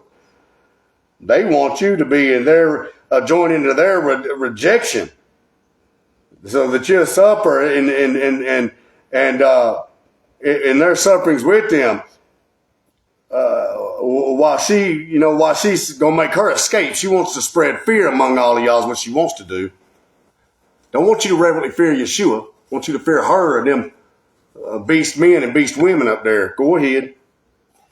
So she's doing all these things right now to get you caught up there. So we're trying to make you aware of what's going on in here. That at this point in the timeline, she had to be exposed. It's not going to come later after she escapes. So that means that it's here in this time period now. And since Yahshua's house down here through his servant Micaiah is the only one that are exposing who she is here and now. We're going to continue to for 1,000 years to everyone she tries to go to and deceive. To all her fallen Malachim, her angels. Anybody who would do what Laos and those horns, the he-goat, those 4 horns they're doing on the hill now, those pretentious beast men who think they're with their BSE EP to try to program you like a computer. You don't even realize they're not. They are. They 4 horns. Miss Courageous. You don't even realize the amount of power. That ain't honorable at all. The amount of power. The men around you are. You don't even realize the amount of power and the frequency that she's using to control the females and that 4 wicked quatrain over there. Now it's written she will be in astonishment. So he's going to go into more about in Isaiah here. Go ahead and please read to us. Okay, so we're going to have that point, or we're going to go to. I want to start at that was the point. That was the point I was trying to make. So she's going to be in astonishment, and that's the point. And everyone on the hill who does come out and receive this message, they gonna know I was right. It was you're gonna know they were wrong. That you know this was right and that you were wrong. What we're telling you is the truth. And you have to believe this is the Matithia 16:18 house of Yeshua. You have to believe it because it's written. You can believe it because it's written. We're showing it to you in the writings, the prophecies. Okay, so here it is. She is the frequency that has to be revealed. And all will say that she is the closest frequency of Satan, Hillel, who troubles the nations. You, Hollywood, have vertigo. You, Hollywood, fake Micaiah, Hollywood. You have vertigo. You're in confusion, and the parasites and the microbes are eating your brain and body away. Pastor said it about you. It is written also. He said it about you. Your attempt to change the headship has failed. They are purposely, resetting the system because they fear this message. They've heard it abroad. She has her minions, like I just said, and they fear this message that's coming from this family abroad. They're resetting it. Trump and China are allies. They're friends. They want to drop the cash. They want to go to drop the IRS and drop the taxes here and collect taxes from all the other nations and impose the taxes on all the other nations like the Romans did and make all the American people rejoice with the bloodthirsty American mindset, American pride. And that's exactly what they want. You want to know what's going on with the system? She's a buffoon. You can't, Hillel Micaiah cannot deceive any longer the elect and the remnant. Cotton ball. We'll talk about cotton balls. Get yourself prepared. Are cotton balls flammable? Yes or no? She said, prepare yourself with cotton balls and with toasters. You're going to be toast, all right. You follow after that, Hillel. You follow after her, the one that Yeshua said, look over there, Micaiah. I said, why? I've known this man closely. He has never spoke of a woman and told me to look at no one. He wanted that man, I never, not even a glance at a female have I ever seen him. Right, never. But that one particular, he looked at me and went, I said, why do you think that woman? He went like I said, that's her. He said, it surely was the one that came from Hollywood today. All the way from Follywood, like Pastor said she would come. Cotton ball toasters, Band-Aids. Band-Aids ain't going to cover the wound, the loss you sustain. The scripture says it.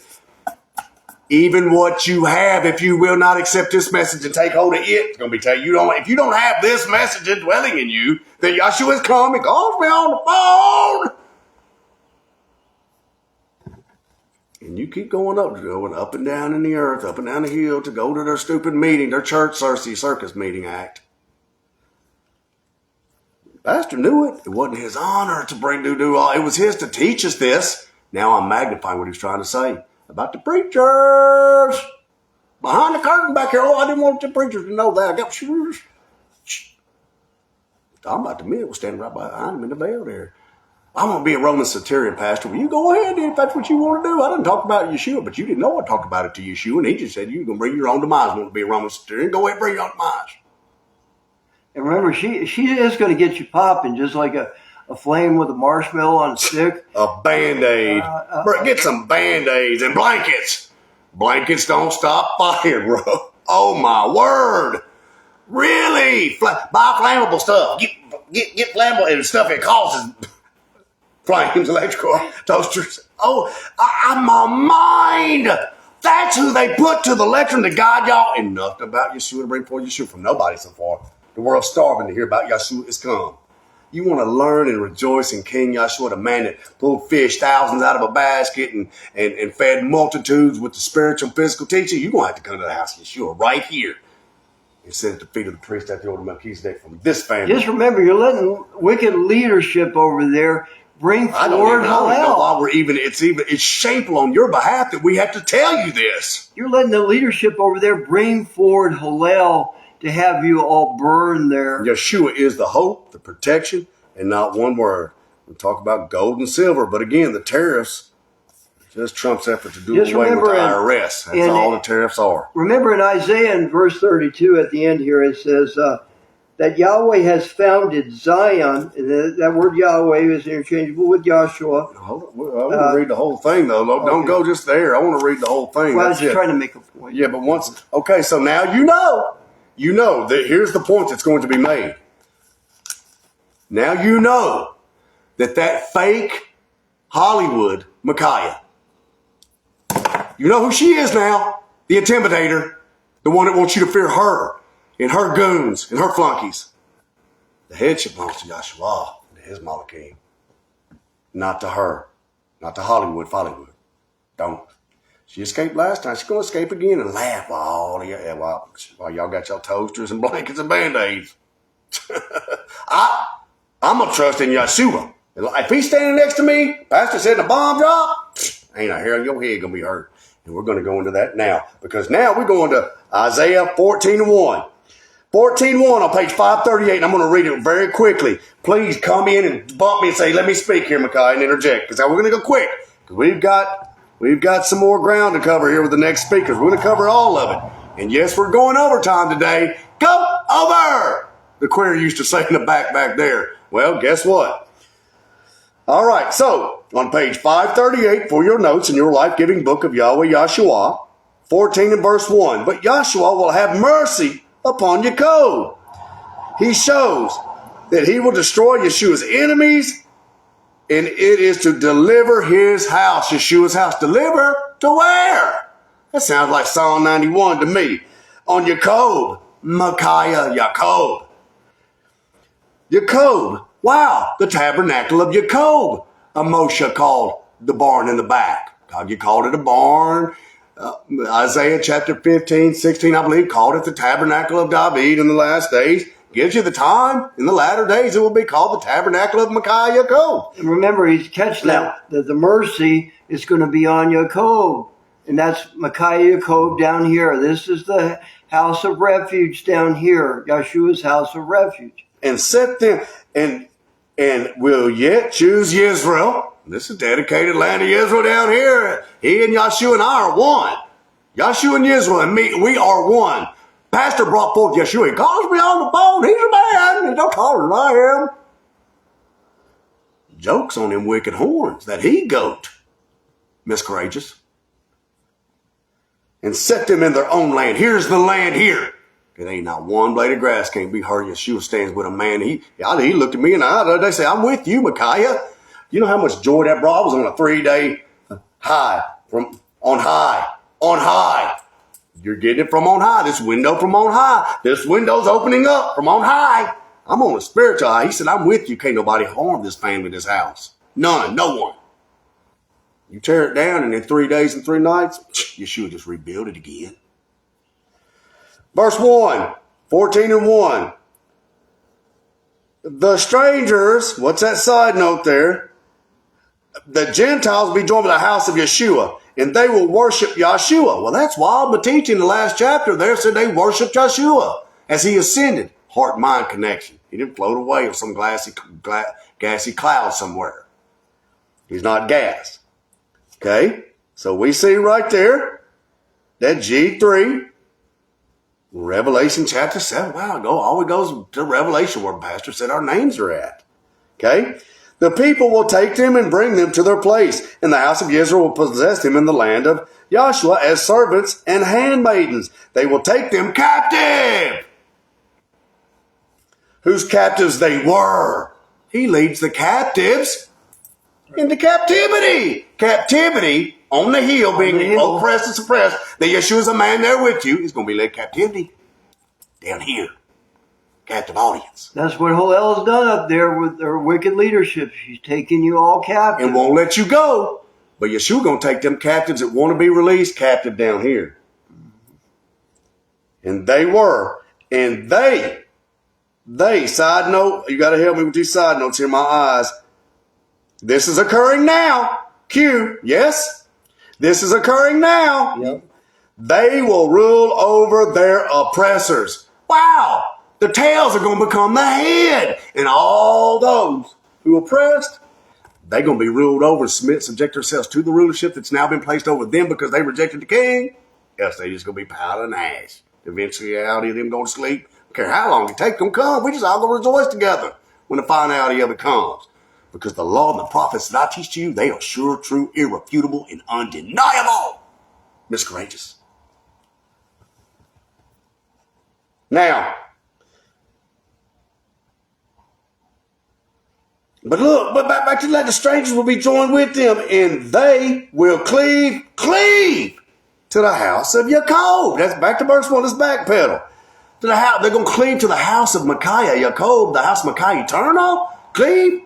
Don't a woman leave away from her daddy and go cleave to her mother and her father and go cleave to her husbandman? No, they ain't no daddy. My he go daddy how forever. I tell you what, he go daddy forever. Hoping against all hope. They got to it and Yahweh are liars. Please don't let Micaiah be right. Please do anything, but don't let Micaiah be right.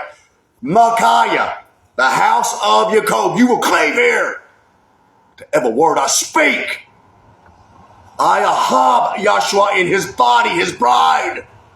It's the, you can't deny this message any longer.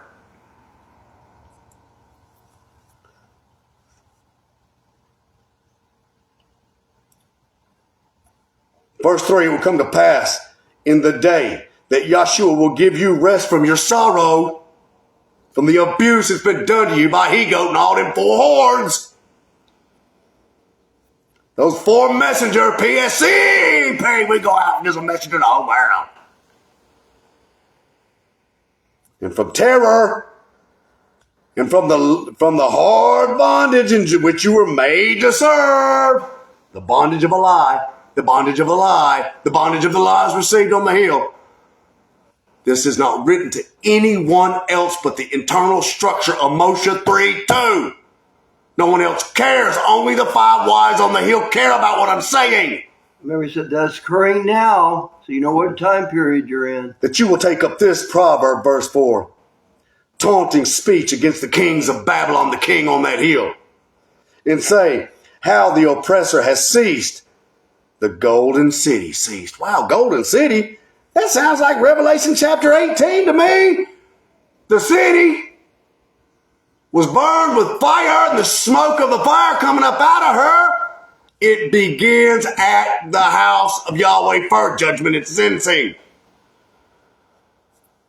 And all those are a 10th part of that first kingdom, 10 kingdom. Those 10 had that meeting in 2014, those 10 kings, bishops. A 10th part of the mindset of those of that city of Israel, that golden city. Remember verse 5. Y'all go read. Verse 5, read Yahadim. 14 and verse 5 of Isaiah. Has broken the staff of the wicked and the scepter of the rulers. And that's for them up there on the hill. Remember the time period we're in. More to cover. We're about halfway through. Go ahead. He who struck the people in wrath in with judgment, a continual insensate stroke, he who ruled the nations in anger, unrelenting persecution, is now himself persecuted, and no one hinders. They are getting the persecution on them that they are deserving, that's coming on them. Okay, the whole earth is at rest, peace, and is quiet. They broke forth into singing. That means they're taking everything and twisting it around and mocking and laughing. On their Sabbath day, just like the women of old did today. Shekinah, goofy, in the most serious, darkest time period in the history of any of the 7 eras. Like it's a joke, like Yahshua Messiah sitting back there in the back is a joke. Go ahead. He don't need the buffalo. He don't need you or nobody.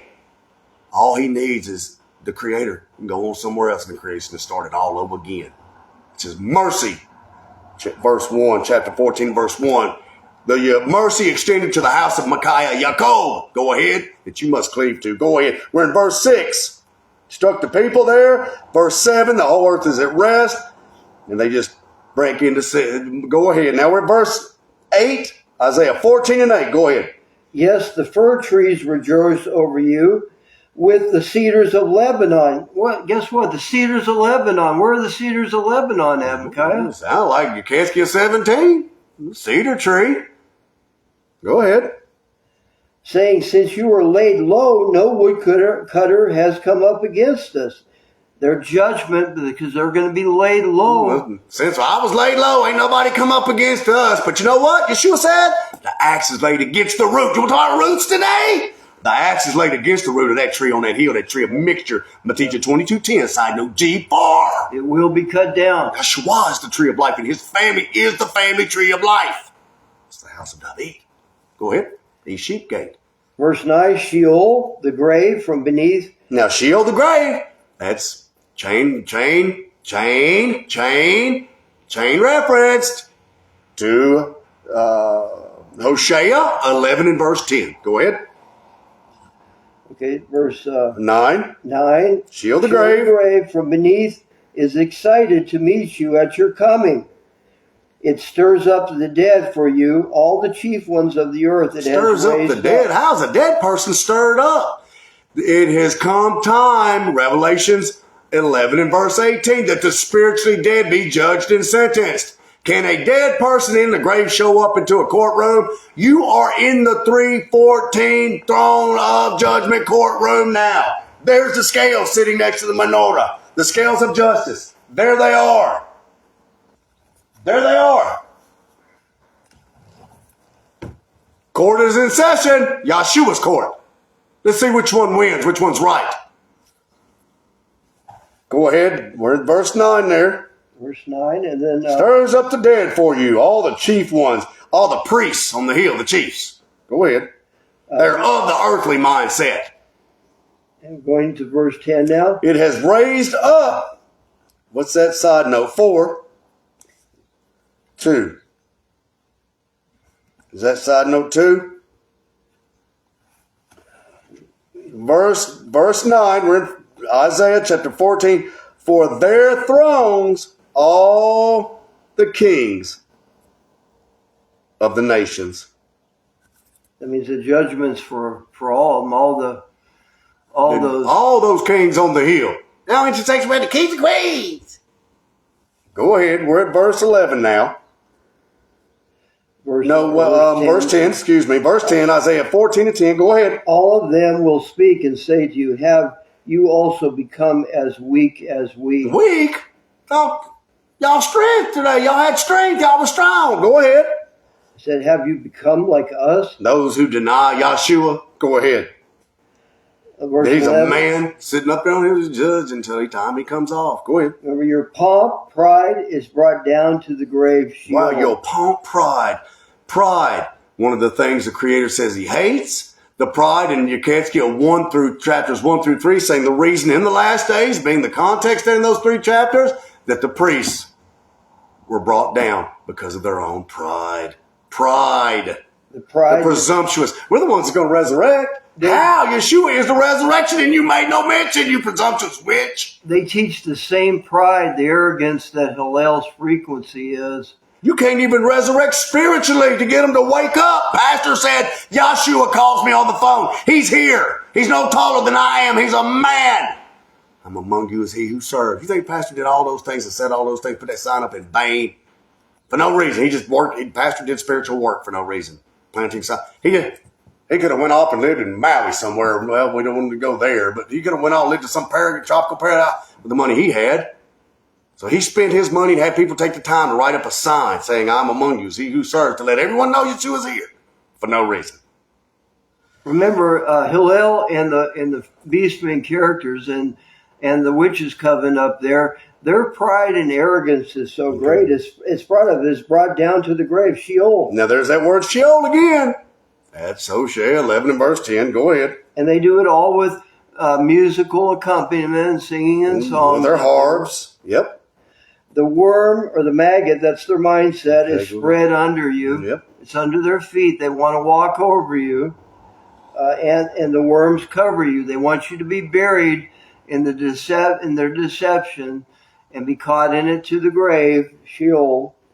And verse 12, how have you fallen from heaven? Talking about Hillel again, in the same mindset. That Hollywood, that fake Micaiah. Go ahead. How you have fallen from heaven, talking about Satan is cast down in the middle of tribulation. That's the timeline. Strong's Hebrew 8059 coming from 8058 to cast her down and cut down.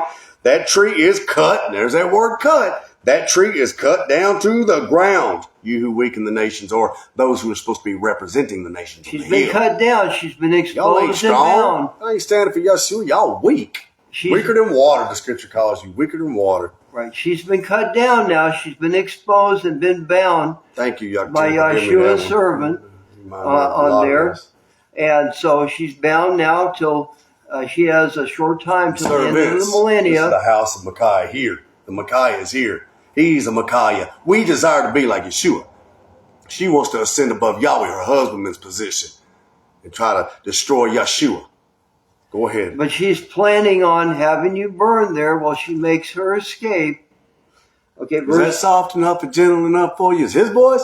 How many men would I have to have sit right here at my right hand side as Yeshua sitting at my right hand till I make his adversaries his footstool? How many different men until you finally hear it and understand it and believe into it? It's simple. It's all written right here. Go ahead, verse 13. We're on page 539 now, quickly. For you have said in your heart, and it's talking about Hillel, I will ascend above the heavens. Okay. I will raise my throne above the stars of Yahshua. That the teachers and the judgment seat and the authority. Go ahead. She wants to be above Yahshua. I will sit in the highest place on the holy mountain of the congregation. She wants to rule where Yahshua is up there now, but she's not going to have rulership over the secret place, Zion, down here, which is conferred with verse 32. Okay, Zion, down here, the refuge, the secret places from down here under Yahshua's servant Micaiah. The Zion's mentioned in verse 32, and the poor of his people will take refuge in it. Wow, what does that say right there? B, I will raise my throne. Side note B, wives are not wanting to submit to the authority. Pastors' wives just simply don't want to submit to Yeshua's authority down at the house of Yeshua, do they? No. Wow, the wives, the two doves, and they just don't want to submit. Party time through. If we go down there and submit to the truth, and we know it's the truth. This shit. How long can we keep the party going?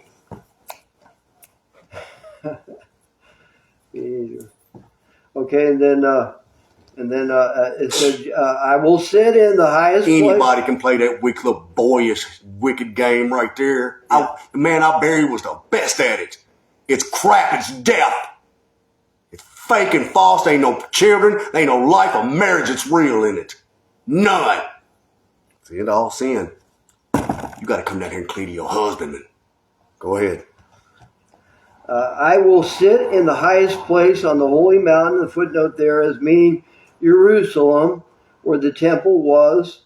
And in the parallel in this time period is now over here. In this time period, Moshe 3:2, dealing with his family. By which he means that tyrants fight against Yahshua when they persecute his house and would set themselves in his place. We know Hillel wants to sit higher than Yahshua and rule over Yahshua. Wait, hold on. The temple was on the north side. In retrospect to where? Who was teaching from this southeast position? We're going to get into that. Go ahead. Now remember the temple, the location, now there's 4 cherubim. You got the altar, the hill, going to be burning with fire. It's going to rise up. That's supposed to rise up. Then you got a cherub with a face of Yeshua, the face of a man to the east, southeast position. But remember, right here was to the north. Talking about where? Go ahead. And remember, verse 14, I will ascend above the heights of the clouds. That means the trickery she's using over there on the hill, she's ascending in your minds, keeping you in a stupid state and everything. She's ascending through the wicked beastmen characters into your mindset to deceive you there. And then she says, I will be like the Most High. She wants to be like Yahshua, so she's changing the headship so that you have to listen, sit there and listen and accept that the females are going to try to rule, okay? So under the beastmen characters, carrying the same Hillel frequency. Verse 15, yet you will be brought down to Sheol. It's talking about Hillel. She'll be brought down to Sheol. And she is. Those teachings that lead a person into the grave up there on the hill. Hosea 11:10 again. If you really dive into that one particular verse there, you'll see all the Strong's Hebrew point to the hill and that is the Sheol, the grave location in the last days, even given the context in the last days. Go ahead. Those who see you will stare at you, and right now she's been exposed. Yes. You can look at her and Hollywood stare at Micaiah her. has been exposed. Hollywood Micaiah been exposed. The Intimidator, the Bull Dyke. All the women texted me and said, damn, I thought there wasn't going to be no lesbians allowed in the kingdom allowed to teach. They don't keep the law on the hill. Go ahead. And they will talk about you, and you are going to be talked about by, you're going to be talked about, Hillel, over there, by those over there now, because you've been now here too. They're going to stare at you and talk about you over there. They're saying, is this the one? And there will be no doubt. And if you only knew, who's telling you these things? If you only knew, go ahead. The adversary who shook the earth and made the kingdoms tremble. Yep, shook the earth and made the kingdom of Yahweh up there on the hill. They want the kingdom of Yeshua. And remember, they want the kingdom of Yahweh Yahshua reveals them to the servant Micaiah and also And also that And we'll side with our wicked husbands and die and burn in the fire before we submit to Yeshua's righteous headship. remember, we both try to bring. We don't want a strong man. down We just here. telling you we want a strong man, but we really don't. Oh yeah, you do really deep down inside. You really do. Go ahead. And remember that. But you can't have it unless you come down here and cleave to your husband down here. Go ahead. And remember that the head you need to listen I ain't to talking about Yeshua. me. I'm talking about whatever husband Yeshua. Because whoever gets married down here, Yeshua's going to give him the wife of that husband. Go ahead. And that marriage is going to last. And then you know it's eternal when Yeshua does it. Go ahead. Verse 15, you will be brought down to Sheol, the 16. grave, to the sides of the pit. He's talking about Hillel. We got some more. 16, those who see you will stare at you, and they will talk about you. Is this the one? Shook the earth, talking about the earthquake today and make everybody tremble on the hill in fear. The earthquake and fire, and don't run away, tell people burn. Go ahead. 17, is this the one who made the world like a wilderness? Who overthrew the cities in it? Wow, city on the hill, go ahead. And who would not let her captives go free? Wow, the captives on the hill just won't let y'all go. Constantly trying to bring them back. Don't you leave, we'll all burn together on this hill. Don't you run. We know they left that away from us because they wasn't up. Hell yeah, I let that away from you. I ain't of y'all. I'm of the people of Yeshua. He is the protection. He is the resurrection and the life. Go ahead. Remember, Hillel gets more fun out of trying to burn Yeshua's sheep that are down there that will be coming off with the shield. She wants to keep them captive, even though she wants to get rid of everyone over there. But okay, did we say 18? 18. All the kings of the nations, all of them lie in splendor, each in his own house. They all want their own way. But you are cast out of your grave like an abominable branch, and it's talking about Hillel over there, whereas Yeshua is being cast out down here by Micaiah, Yeshua's servant. Hillel is being cast out. Yes, Hillel is being cast out down here. Let's see, we're in 19. But you are cast out of your grave like an abominable branch, like the garments of those who are slain. Slain by this message, 1/3 on the hill is no. You know now. You should have told me so. You know. Right. Thrust through with a sword. Well, there's that message, that sword.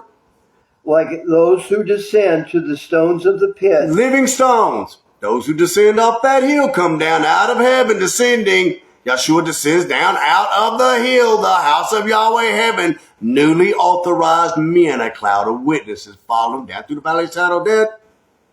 Down past the horse's bridle, down to the valley of Jehoshaphat, take a left, coming down here to the New Jerusalem. Newly authorized the place. Go ahead. As a carcass trampled underfoot, like salt that's lost its savior. Or trampled underfoot, the residue underfoot, trampled underfoot by the residue, by a ram. He trampled the residue underfoot. It ain't worthy of the dunghill. Go ahead. You will not be joined with them in burial because you have destroyed your land and slaughtered your people, the seed. And it's talking about Hillel. She's done all these things. We won't even believe, and he's sure easy to understand and read in crystal clear prophecies that was said in this last part will be crystal clear to you all. Who else come teaching you, telling you? Right. The seed of evildoers will never be mentioned again. Your names will be forgotten, not remembered. Remembrance, the scripture says in the book of Yekatskiel, you won't even be remembered again. Go ahead. Prepare slaughter for her children because of the iniquity of their fathers. That's the serpent seed line of Cain. Her and her leaders are all doing that on that hill for all of you. So that they may not rise, possess the earth, and fill the face of the world with cities. That's part of the plan when they fill the world with cities. Instruction on Elohim and God worship. At verse 22, for I will rise up against them, says Yeshua of hosts, and cut off from Babylon. That's this mixture over the 4,000 religions, the name and remnant and offspring. The authority, their authority on that hill, Babylon hill, that Babylonian hill. Yeah. That remnant, their authority. I will cut off their authority, the name. Go ahead, the authority. Says Yahshua, verse 23. Their offspring, their descendants, says Yahshua. Go ahead. It will also be a possession for the bitter. Y'all talking about Yahweh, y'all trust in Yahweh. He your strength. Look what he said right there in verse 22. Go ahead. It will also be a possession for the bitter and pools of water, and I will sweep it with the broom of destruction. says Yeshua. You know what? Pools of water, pools of people, little groups of people. The waters being the people. Revelation, remember, waters. Wow, with the broom of destruction. Because when a house has been swept clean, and then a person returns back to like a swine to the vomit to reject Yeshua and all the teaching, sure prophecies of Israel that he has come, receive him into your heart. He called me on the phone. We talk about the work and the workers, the spiritual prophetic teachings. I bring forth the work. And I know, boy, you ain't going to believe this, but he chose that old hillbilly Tennessee Micaiah. I thought it was going to be yet to die. That's what he going to want it to be. I was told, I said, he going to hell. I thought, you said that word. I don't want them preachers to know what I'm talking about behind this veil right here. This is the frequency. This is what Pastor was doing. He was trying to make us aware. Now you're being made crystal clear aware. Because the same man that told him what he told him. Go ahead. You're hearing it. For I will rise up. Wasn't told the details. For I will rise up against them, says Yeshua of hosts, and cut off from Babylon the name and remnant, offspring, descendants, says Yeshua. It will also be a possession for the bitter, pools of water. I'll sweep it with the broom of destruction. Now 7 unclean spirits now entering in up there now into those people. Worse than before. Verse 24, Yeshua of hosts has vowed, saying, just as surely as I have planned, according to the plan, so will it come to pass. All things being done. Just as surely as I have purposed, so will it stand, that I will break the Assyrian. Wow, the Assyrian. People with the mark. People with the mark to set their own feast and throw out a 13th moon. Wonder who this could be talking about, the Assyrians, y'all, dude. Mm-hmm. They throw out in 2024, just took the calendar off the wall, threw the trash can, because they saw some green ears. I already said this, y'all. Dean, I'll pack up. Me and him will pack our stuff up. We'll sell off. You ain't got to fight for this land. We'll pack up and move. Show me in the law, since y'all are law and prophet keepers, and y'all obey, and y'all ways y'all strength along the prophet, y'all strength. We're seeing some weeds and some green ears in the yard. Means you throw a moon away. Show me. You ain't from the Missouri state. You're from the wussy state. Go ahead. I will break the Assyrian in my land. And the mark, those who change the beast. Go ahead, because the beast is the mark of Yahweh. But y'all got the mark of the beast. Y'all set your own feast like the Christians do. But then want to blame the Christians and the geopolitical sources out there. Y'all worse than the Christians. Go ahead. And I will break the Assyrian in my land. Upon my mountains tread him. They don't know. Y'all know. That's wicked. That's evil wicked. Go ahead. And upon my mountains tread him underfoot. I'll tread him under. They tread the city underfoot for 3.5 years. See, the way Daniel wrote it, like I'm a scary bad guy. Am I a bad guy? Nope. Am I a wicked person? No. Do I hob even the most wicked man on that hill? Yes or no? Yes. If they came to this door and said, man, I was wrong, please forgive me, Micaiah, would I wash their feet and cook for them and allow them to lay anywhere in here? I might even give them my bed, yes or no? Yes, if you truly repent, yes. But the way Daniel wrote it so intelligibly, knowing that Hillel and all down through the ages, all the wicked men will be trying to twist it, turn it, made it sound like I was a bad guy. Daniel's the one man I look forward to speaking to soon if I hadn't already. I didn't know it. Because he spoke and wrote of me. Go ahead. Remember, a father, a shepherd has to get allowed to protect his sheep. I'm charged by Yeshua to guard his flock as a shepherd. Go ahead. So then his yoke will be removed from them and his burden removed from their shoulders. This is the purpose plan that is purpose. Yeah, light is my burden. Yeshua is the light. My burden is to bring forward Yeshua. Go ahead. Yeshua is not a burden. Not that he's a burden, no. But remember, he said, my burden, my yoke is light. My burden is easy. My yoke is easy. My burden is light. Yes. My burden also is light. All you have to do is bring Yeshua forward. It ain't as easy for me as it is for him. He, an extra chromosome and that DNA he had set up bred for. But yes, I mean, y'all way up there easy. That way's broad. Hey, you make up your own agenda and own way. You don't have to follow these sure and true prophecies and make them work and fit and make them real in your life. You don't. Who the prophecy's for then? Turn it off. But if you want to know, go ahead. This is the hand that is stretched out upon all nations. Yeshua's hand and his servant Micaiah right now. All nations. He will rule with a rod of iron. We're going to rule for 1,000 years as Yeshua ruled under his headship. Go ahead. For Yeshua of hosts has purpose, and who will annul it? That means who's going to stop it? His hand is stretched out, And who will turn it back? Can anyone turn back? Hands Construct. HNSConstruct.com. Hands Construct. Yeshua's hands construct, build up. We're trying to build you up in your will to sin. Wisdom, knowledge to keep growing. Because if you ain't green and growing, you ain't going on. Go ahead. This burden, and that was pronounced a woe on the side. That's woe. Footnote means woe. Came in the year that King Ahaz died. Verse 29, do not rejoice, all you of Philistia, because the rod of him who struck you has broken. For out of the serpent's root will come forth an adder. Well, they're talking about the root today? An iron root? You got that right, woman, little girl, young lady, and then that older sister. You got that part right about the root. Now, here's the root you got right. That serpent's root. Go ahead. Out of that heel. For out of the serpent's root will come forth an adder, and his offspring will be a fiery flying serpent, and that's the smoke that is coming out of there. They're going to be set on fire. That's the footnote on the side there.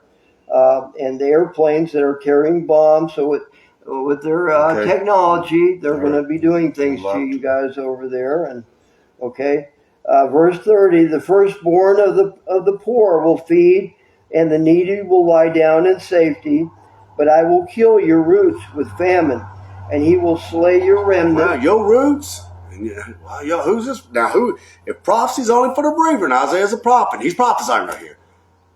Who is this 2 and 4? We don't need it. Why are we carrying it around with you? Just put it in the trash can, turn it off, and go on about your way. Why waste your time? These are written to you. Go ahead. Verse 31, wail, O gate, cry, O city. Well, O gate. Well, the gates of Sheol. Go ahead, cry, O city of Jerusalem, Revelation 18. Who want to he go? Go to the he go now. Remember my instructions. Yeshua's instruction to you. You all out. Ask he go, who is that city of Jerusalem now? Go ahead. All of Philistia are dissolved. When they talk about a fire in verse 29, and in the Hollywood serpent and the fire that they brought forth, the earthquake that they brought forth today in their speech, and in their mouth, out of their mouth and words, and then wail, O gate, and cry, O city, Revelation 18. So you got the fire in the city right here in the book of, I wonder how Yeshua knew how to put all this together in the book of Revelation. Go ahead. For there is... Wait. Yeah, all of you Philistia are dissolved. What's the Levitical priesthood is dissolved? Wow, dissolved clean, like Isaiah chapter 24. That one word in one place, it triggers a word in several other places. Man, hey, wonder when all this, how this all would be. You know, for the wind. Go ahead. But look, Philistia. Okay, so then that was side note B, and it refers us, does that B refer to Isaiah 11:14, y'all think? Yes, it does. And if you want to read that there, right there, Isaiah 11 and verse 14, back a page here on page 537, a couple pages back. Isaiah 11 and verse 14, and it reads, but they will fly down upon the shoulder of the Philistines toward the west, and they will plunder the people of the east together. They will lay their hand on Edom and Moab, for the children of Ammon will obey them. And that's the true Israel down here. They're the wicked up there are going to have to obey, or they're going to perish. It's as simple as it gets on there. And if you look right there inside note B in that 11:14, it says that it ain't come to pass yet. But boy, surely as Yahweh lives, Yeshua lives, and is up here on that hill with y'all, it's about to come to pass. You gonna flee. But look, Hallel don't want you to flee. Hollywood Mackay don't want you to flee. He wants you to sit up there and just burn with them all. Let's all burn together. Right. Does anybody down here want to burn? Hell no. Not all, but hell no. All right, go ahead. All right, now, we go are... ahead and read 15 and 16 there, because it all ties. Okay, yeah, go ahead. Okay. Now, these are chain references back from Isaiah chapter 14. Go ahead. It says, Yahshua will utterly destroy the tongue of of the sea of Egypt. Remember the people. The Dead Sea. Now The Dead Sea up on the hill you there. return back to Egypt in your heart and mind on the hill. With his mighty wind, he will shake his fist over the Nile River and smite its 7 streams' mouths and make men cross over dry shod. Just like when he takes the sheep over there, they're going to come over dry shod. Down here. Dry, like dry bones. Like in the valley of dry bones. Be dry. Y'all going to be dry. Y'all feet going to be dry. You're already dried up. The river has been dried up. They won't allow these sure prophecies to go forward, long prophecies to go forward out of this place to your mind, will they? You got to be spiritually resurrected. You can't say it dry. Go ahead. There will be a highway for the remnant of his people. And that's called the 254. There's another highway right here, too. Got a number on it, 259 right there. Also says highway. If you look at them Strong's Hebrew, go ahead. Which will be left from Assyria as it was for Israel in the day that he came up from the land of Egypt. Assyria. Okay, so there talks about y'all again, the Assyrians and the Moab and Ammon. I believe one of the speakers today spoke about that. So we're back over here to Isaiah chapter 14. We're finishing out 14 here quickly. We're in 31. For there is coming a smoke out of the north, and none will out of the north. Now that's in respect to this southeast location here. Go ahead. And none will be a straggler. You're going to straggle behind Yeshua then. Y'all going to keep right up with him. A cloud. He's descending down out of the heaven, house Yahweh, with a cloud of people with him. Rejoicing. Like a bridegroom ready to receive his bride coming forth from his chambers. Go ahead.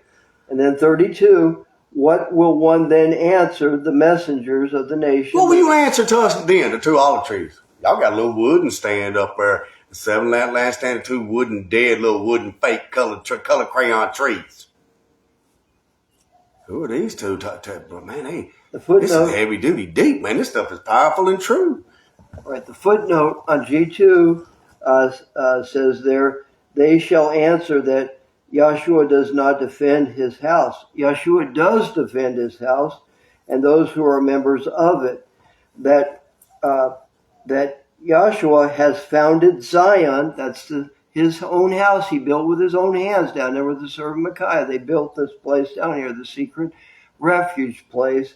And the poor of his people, notice it says, will take refuge. No, they will answer that Yahshua does defend his house. He does, exactly. And those members of Yeshua's house. And they take refuge in Yahshua here. Mm-hmm. Not at the house on the hill, Beth Arwen, the house of the wicked. You have to come out of there in order to get the seal. If you don't come out of there, you're not going to have the mark and you're going to be destroyed. It's that simple. We told you before, but y'all just want to sit there. And so, Yahshua will come out. What will one? There's that one. Now, how will Hollywood Micaiah, that one that he was speaking of here, we're speaking of her and all those people up there with that stiff-necked, rebellious, stubborn pride. What will that one answer? Y'all look at her now with disdain and no. I'm just telling you what I was told you should tell you. So you'll know who she is now. You know who she is up there now. Her personification. Yahweh wife. You know. Go ahead. And then chapter 15, the burden concerning Moab. Now, back over here to the G2 for they should answer. Okay, and then, 32, Yahshua has founded Zion, those who keep, and the poor of his people will take refuge in it. It's a city of refuge here. What's that side note, refuge? That's in, where does that say on the footnote there? That's in, that side note there, refuge. EIO 232, you're going to read that. Well, we know there that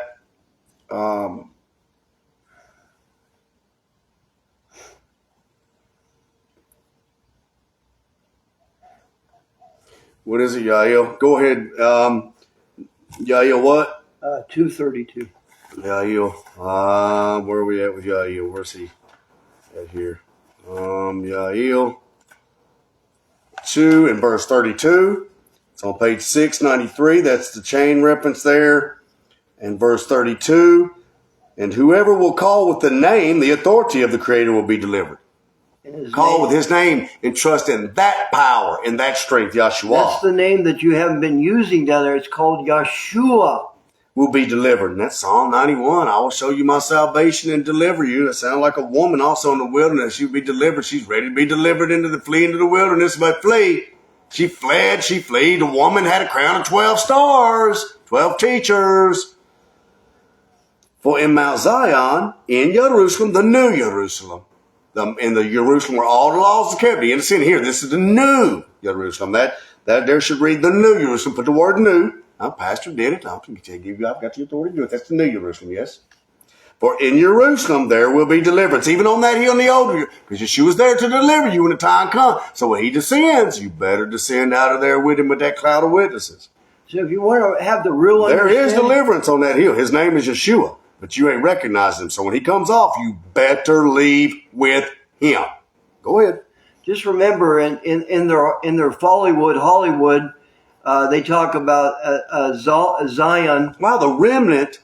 Now this is speaking of the last days. The remnant of those who have escaped, whom are called. Right there it says in the book of Yael 2 and 32. The remnant. You're called again. You've already answered the calling, but you're getting another calling. And if you get through with that work and that job, you got another calling. And in the you're telling me that in the millennial reign, and for those who go on forever under Yeshua's headship, is going to get different callings, different job assignments, and more. Come do it. Hey, it's called work. You have to learn how to. Yeshua ain't what we was called years ago. You ain't got a call since.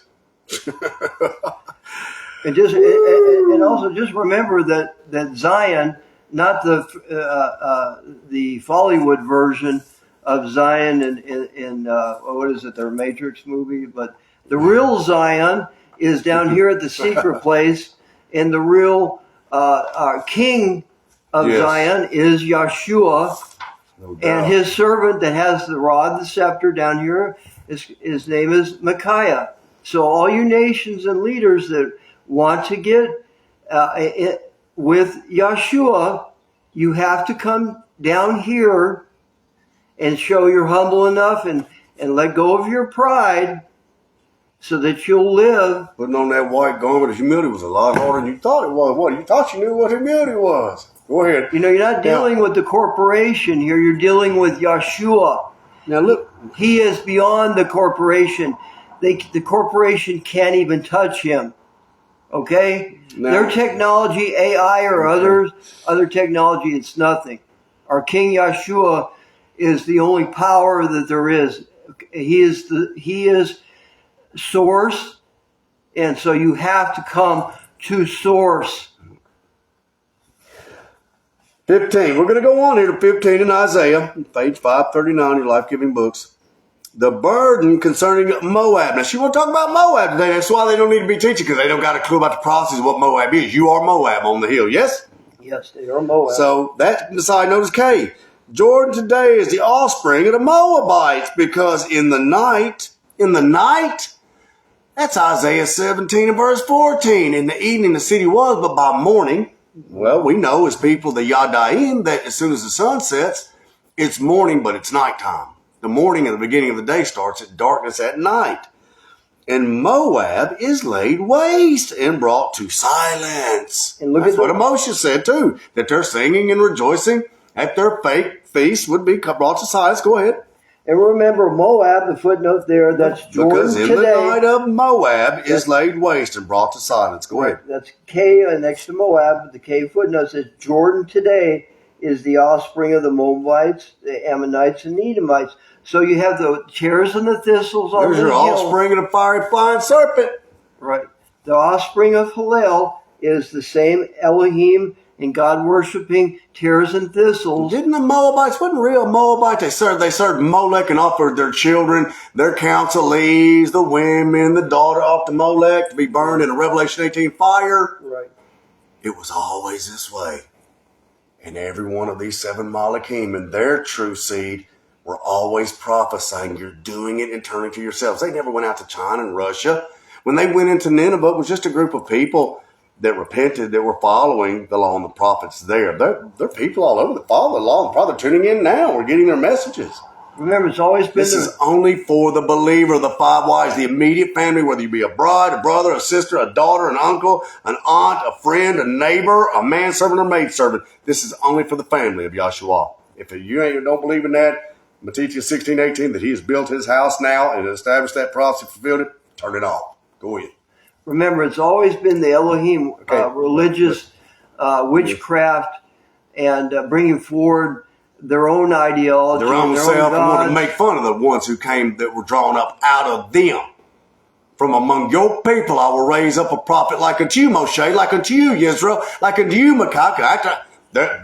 All this family's going on for the millennial reign, and then on forward after that to other parts of the universe and dimensions and frequencies to help others and other beings and entities. Remember, the the mother in all religions is the same individual. It's Hillel. So on all their instructional shows. Now look here. Dibon has gone up to the house of the high place to weep. Well, they're going to be weeping and wailing and gnashing their teeth on that hill. Up to the high place to weep. That's where they're going to be weeping, at the high place. Moab will wail over Nebo. Wow, Nebo was the Moab. Nebo was the first resting place when our forefathers came out of Egypt, Mount Nebo. Now hold on, listen to this. We're in chapter 15 here. Nebo and over Medeba, and all their heads will be baldness and every beard cut off. The women, we've already been told by Yazalia, by Yakinti, Darik, Yakinti, and by Yazalia. You come to these gates, women, you're going to shave your heads off. If you knew this message and you do repent, you will be accepted. You will shave your head bald, though. You're going to. And your beards, any men up there who was leading and knew. They weren't deceived, but they knew, and they repent, you're going to be welcome. You're going to shave your beard off. In their streets, they will clothe themselves with sackcloths on the top of their houses in their streets, and everyone will wail, weeping abundantly. Weeping and wailing and gnashing of teeth, cast doth it. Revelations, Daniel chapter 12. Mm-hmm. Also, for Heshbon and Elida will cry. Their voice will be heard as far as Yatzah. Therefore, the armed soldiers of Moab will cry out, and life will be grievous for him. My heart will cry out for Moab. His fugitives will flee to Zor. The fugitives going to flee from the hill. She fled into the wilderness. And to Eglath, a Sheliah, 3-year-old heifer. Wow, 3-year-old heifer. With weeping, they will go up the way to Lubith on the road to Horonim. They will raise a cry of destruction. On your way here, you're going to be weeping and wailing on your way here. And during this time period, there's going to be a lot of weeping and wailing in the morning because you simply would not receive this joyous message that Yeshua's come, and you wouldn't bring it forward to the nations and use your resources only to bring some self-glorified program leader lifting up self, wanting to mock somebody trying to help her and save her and her child's life. Mocking and scoffing. You can't save it. You cannot save it. Only way you can save it is lay it down.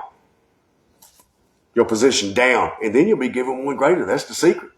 But you're trying to hold on to something, and in your effort to do it, you're harming yourself and everybody around you.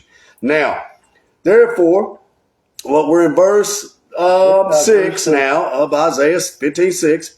For the waters of Nimrim, people of Nimrim are desolations.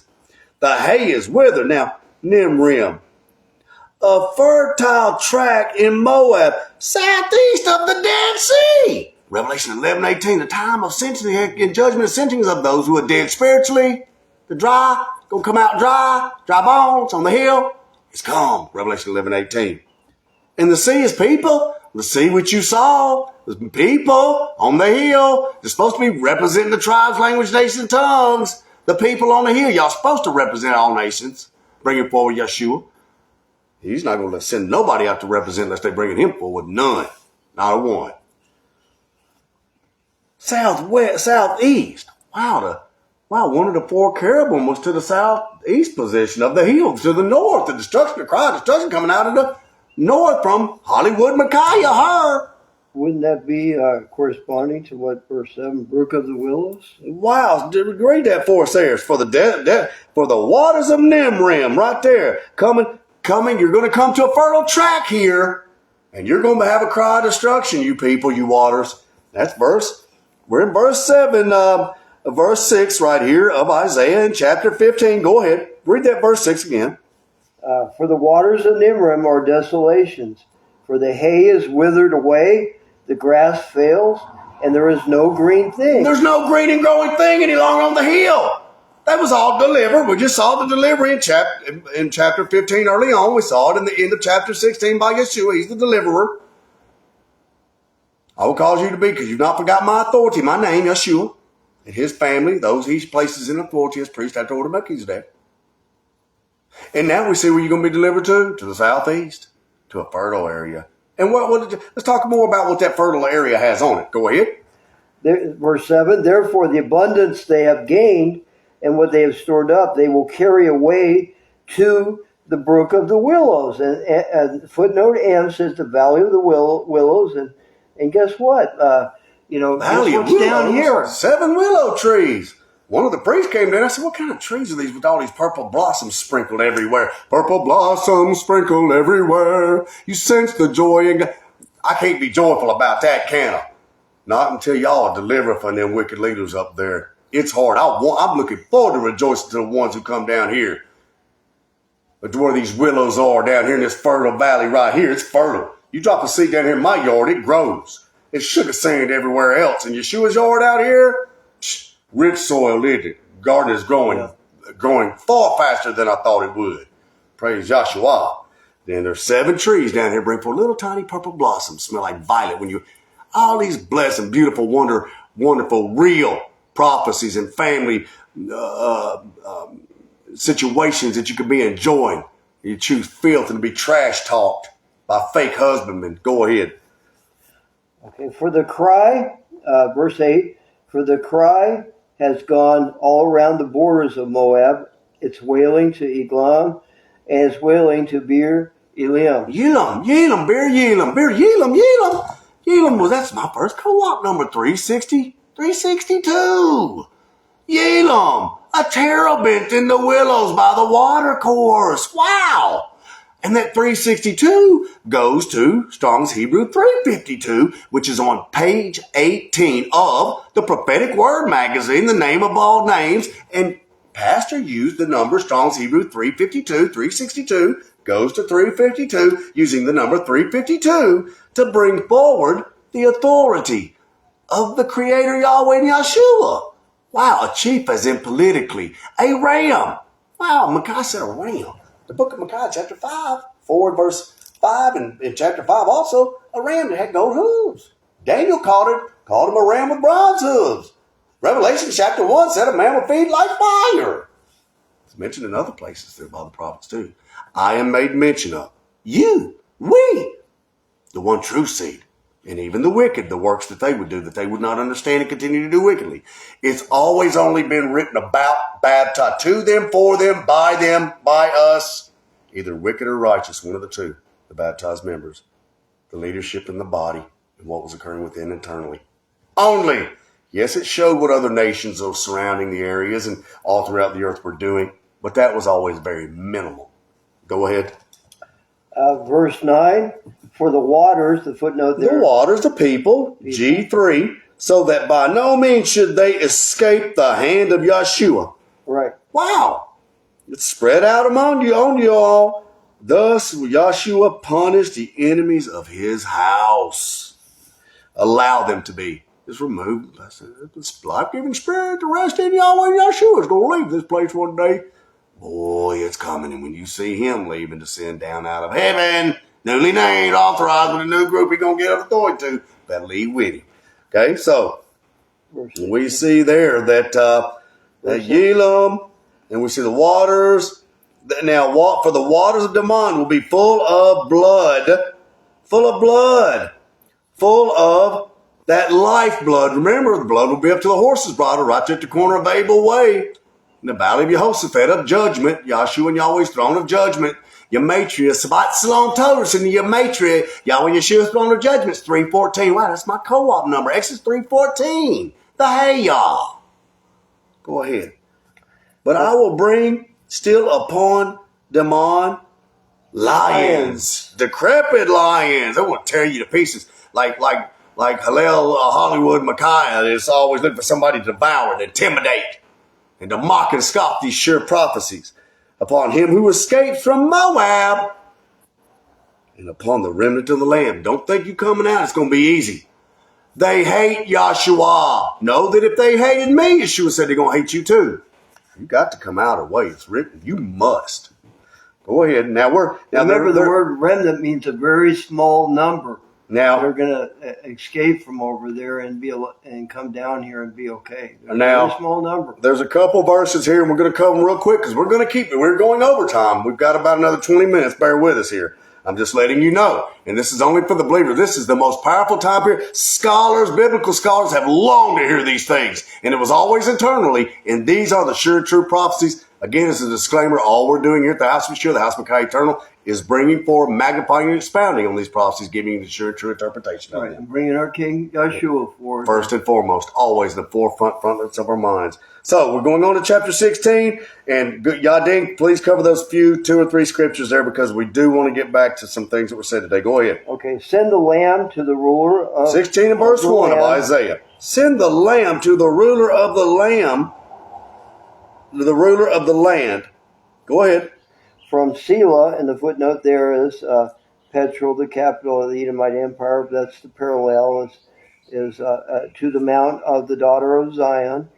And Zion is Petra, Selah to Petra. Petra sounds like they're a heart of stone that has to be removed and given a heart of flesh. Wasn't it stone and rock at Petra? We're saying to y'all, Selah, Petra. That heart of stone, that heart of rock at Petra, the rock and the stone there, you better have a heart of flesh and take it and return back to Yeshua, your first ahab. He bought and paid for us. He is the Redeemer. And all this deliverance is talking about, Isaiah 14 was talking about Hillel, Micaiah, Hillel, Hollywood, Hillel. And it's also talking about Yeshua, the deliverer here now, 16:1. Send the lamb to the ruler of the land from those with a heart of stone to the wilderness here, to the mount of the daughter of Zion. Is this the mount of the daughter of Zion? Yes. Okay, go ahead. Is there anything else? Verse 2. Go ahead, Yadim. Verse 2, for it will be like fluttering birds thrown out of the nest. Wow, fluttering birds, the snare of the fowler, Psalm 91. You better come out of that snare of the fowler, them men and women on that hill. So will be the daughters of Moab at the fords of the Arnon.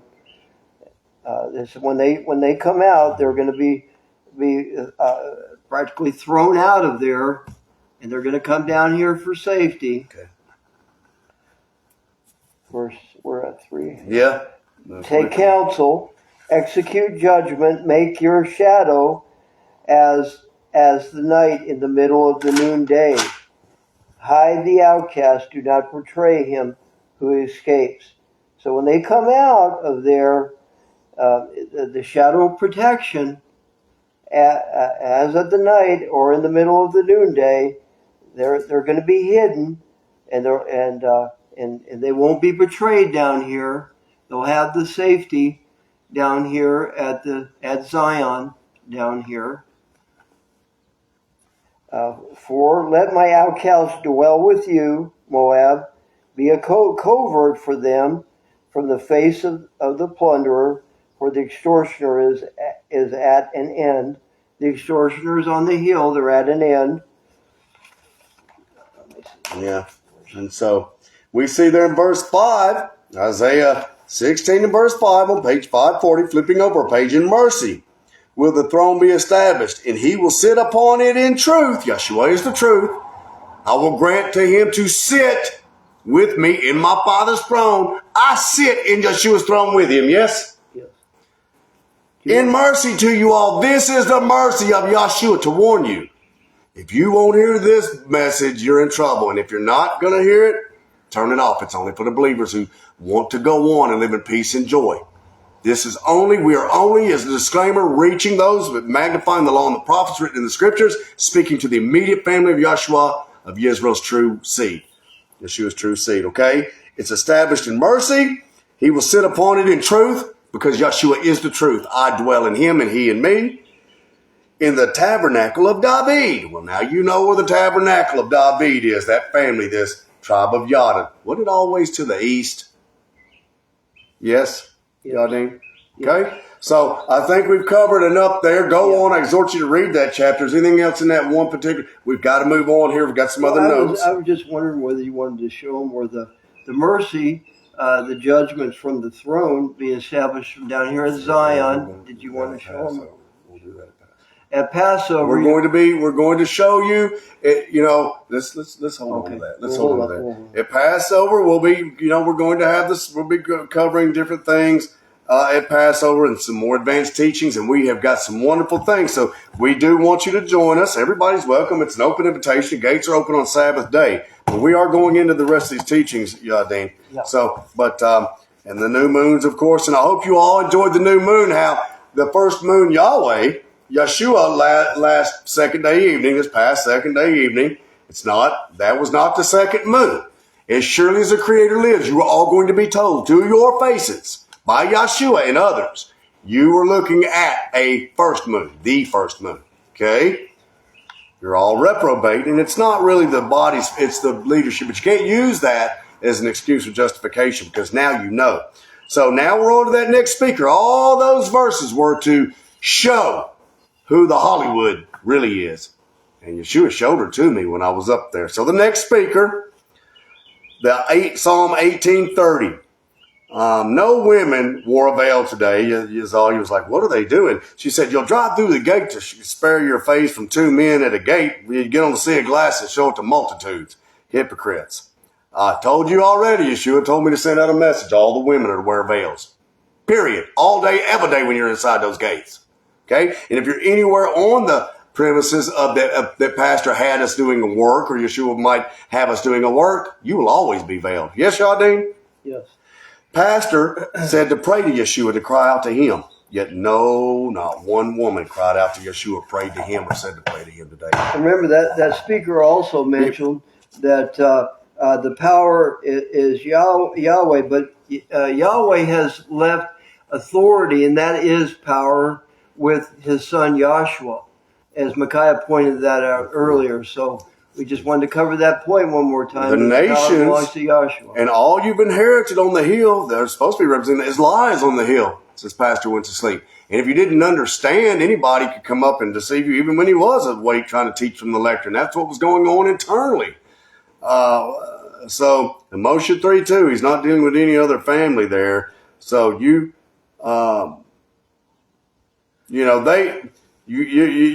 are rejecting Yeshua, and ain't nobody coming to anyone who's rejecting Yeshua, woman. Remember, if you despise Yeshua and go along with the wicked leadership to hide his name and only use the word Yahweh, when Yahweh himself has given all authority, and that's the power to his son, which is his image. And it's the shame that's despised by this family that y'all are doing on the hill, denying Yeshua. He is a man. He called Pastor on the phone. He can drive a truck, use a skill saw. He's no taller than me. We talk about the work and the workers. He told me to put the sign, I'm among you as he who signs up there. No, sir, Pastor was sleeping. They told him to put that sign up there, but they just took down. They wanted to know you was blessed. They want to put up a sign to remind you you're going to be persecuted and blessed, because blessings are persecuted. You'll be blessed. Blessed are those who are persecuted and hated for my name's sake. If you come in Yeshua's authority, all those who come in my name, my authority, are blessed. Blessed is he who comes in the name of Yeshua. Yes, persecuted like Micaiah, your code that you must cleave to. You ain't looked at Isaiah chapter 14. So, this family despises that shame that y'all bringing on yourselves up there. Okay? You all, you are not going out to none of the nations. Ain't none of you going to be sent to the nations rejecting Yeshua. No one is. No one is going out to a group of people while they deny Yeshua. It's come. 1 Yochanan 5:20. We ain't waiting on him. We're waiting on him to come back here. The man who built this house, we're waiting on him to come back here. So now, mentioned by Hollywood. Now, mentioned by Hollywood said you won't burn and there will be no earthquake. Just stay still. Stay still. And that's what old Hollywood said. You said it again, woman. You said the same thing she did. You won't burn. Just sit still right up here. Sit real still in this boiling pot of water. Uremia, the Moloch asked Uremia, what do you see? A pot in Micaiah's front yard. It was facing the north, but now it's boiled over. Boy, they had enough of that bullcrap. They boiled over with shame against the wicked leadership on that hill. And now all them waters are now coming into Elam. We just saw right there in Isaiah chapter 15. They came to Elam. Okay? Your destruction is doubting Pastor. Your destruction is doubting Yeshua. Pastor said it and knew that Yeshua was there, and you're perishing for the lack of knowledge that Yeshua was there, for rejecting that. Okay? But that lack of that knowledge, woman, sister, no greater ahab that you lay down your mindset. To lay down your life is to lay down what you thought it was going to be, how you thought the plan was going to unfold. I took that and they're coming to my wicked ancestors.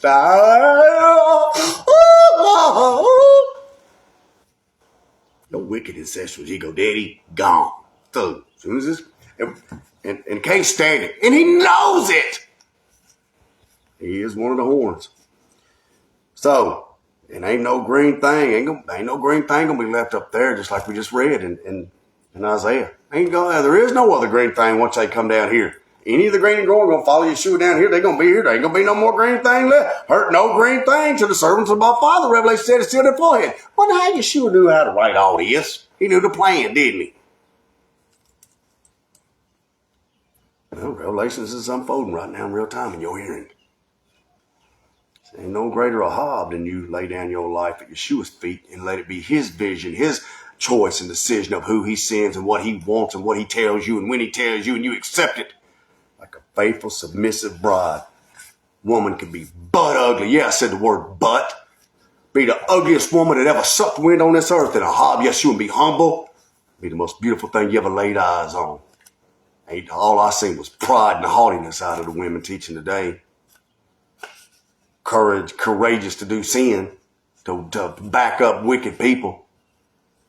Want everybody else to be courageous to come away from their wicked parents, and ain't got the courage now, none to come away from their wicked parents.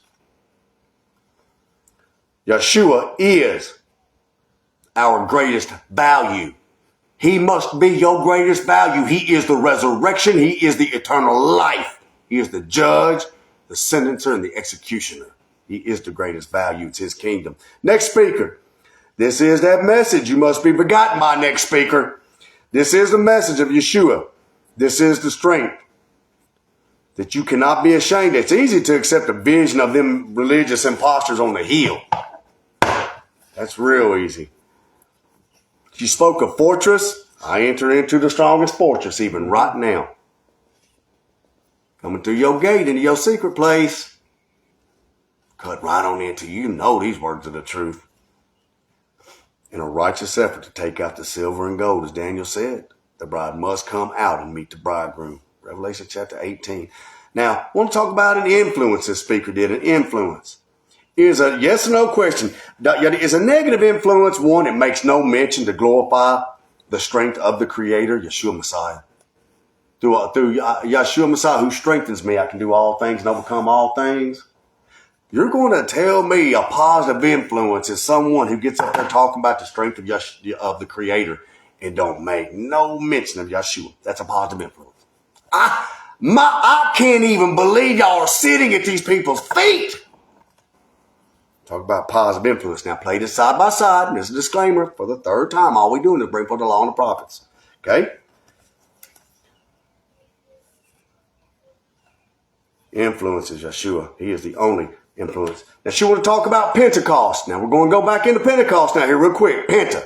The word Penta is the Baphomet symbol. Pentagram. And the cost you pay for your pentagram or your Penta, false, fake feast. is rejecting Yeshua is going to be a one-day event. Because Yeshua told me, now listen, Yeshua said to me, and look squared up this week, I had a meeting with him, the man that called back on the phone. He said, it's going to be one special great Pentecost. He didn't use first fruit. Of course, you don't think Yeshua knows what the word Pentecost means? He planted a seed in my mind because other molecules around me that he sent to me told me that he knew what he was saying to me that day when he did that. So guess what? It's going to be a special day for those who want to see the end of the wicked teachings of Hallel, Hollywood Hallel, Lucifer, Venus, Aphrodite, fake, false Micaiah, and her influence, and those that her children she's like-minded with, who she's intimidated for years after years after years. It is going to be a great special day. It is. But here is first fruits. And here it will be great. But it ain't going to be great and special. It's a great day. It's great and terrible. It's terrible to those who hate this and are ashamed of this message I teach. But it's terrible to them, but it's great to us. It'd be great to us here.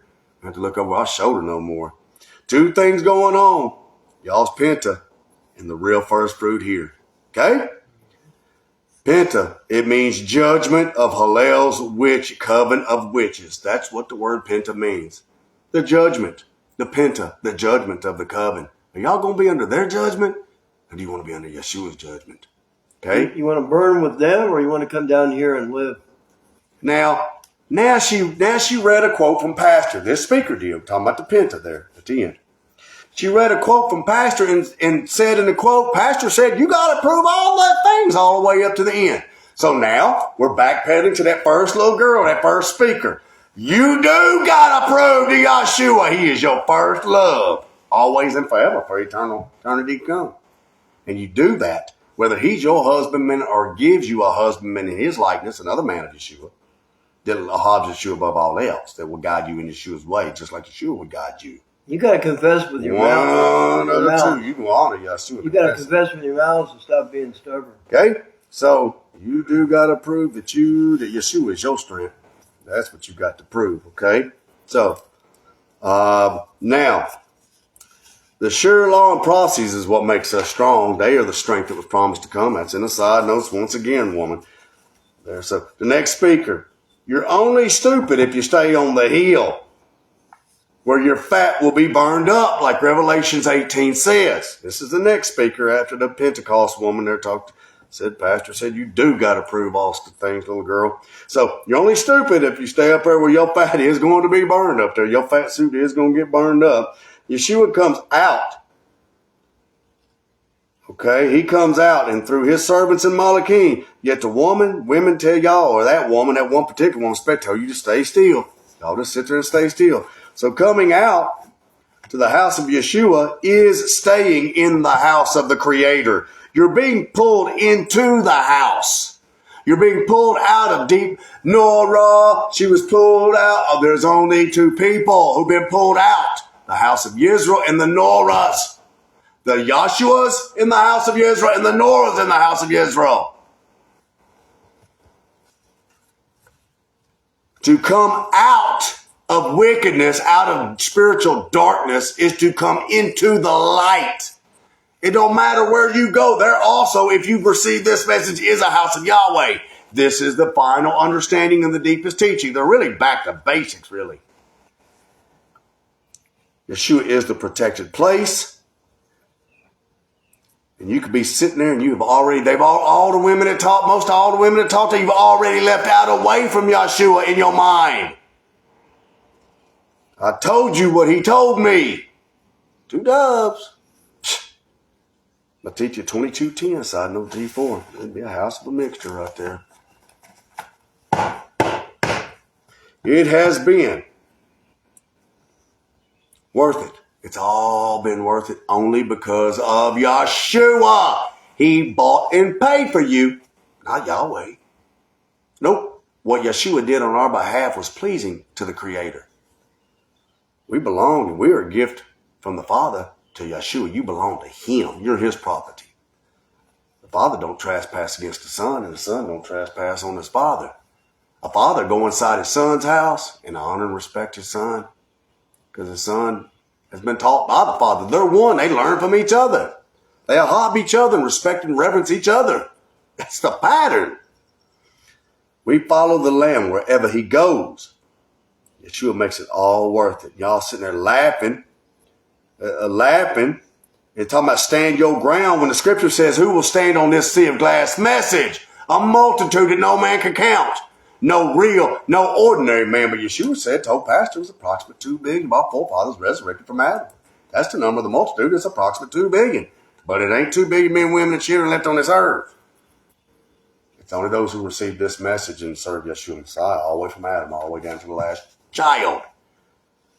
And it's going to be clear who he is only by those who come into this house and family and receive this message. So, you want to talk about standing, stand your ground. Who going to stand on the sea of glass is what Yeshua wants to know. Standing on this message on the sea of glass. It's right there in front of the throne. We've got some great things coming this coming Feast of Passover. You're all invited. Yeshua's memorial again, 5/12. And bring a clean towel. We'll have plenty of live water. Bring a chair.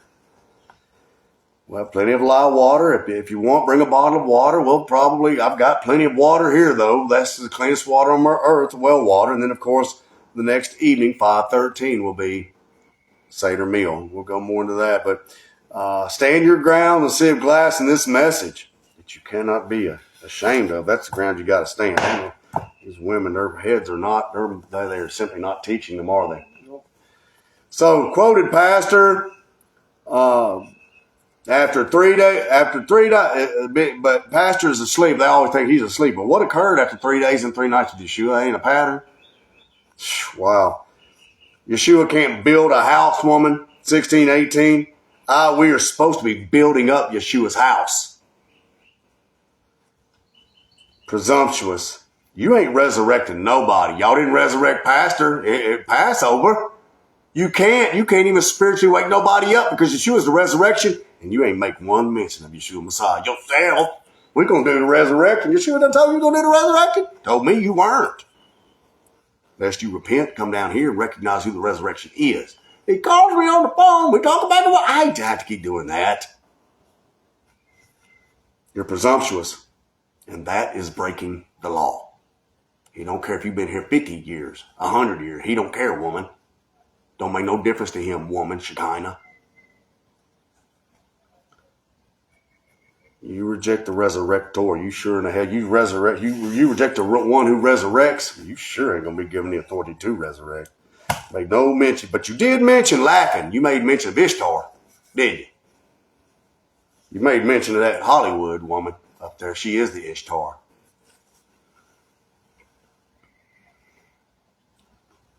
And you should know.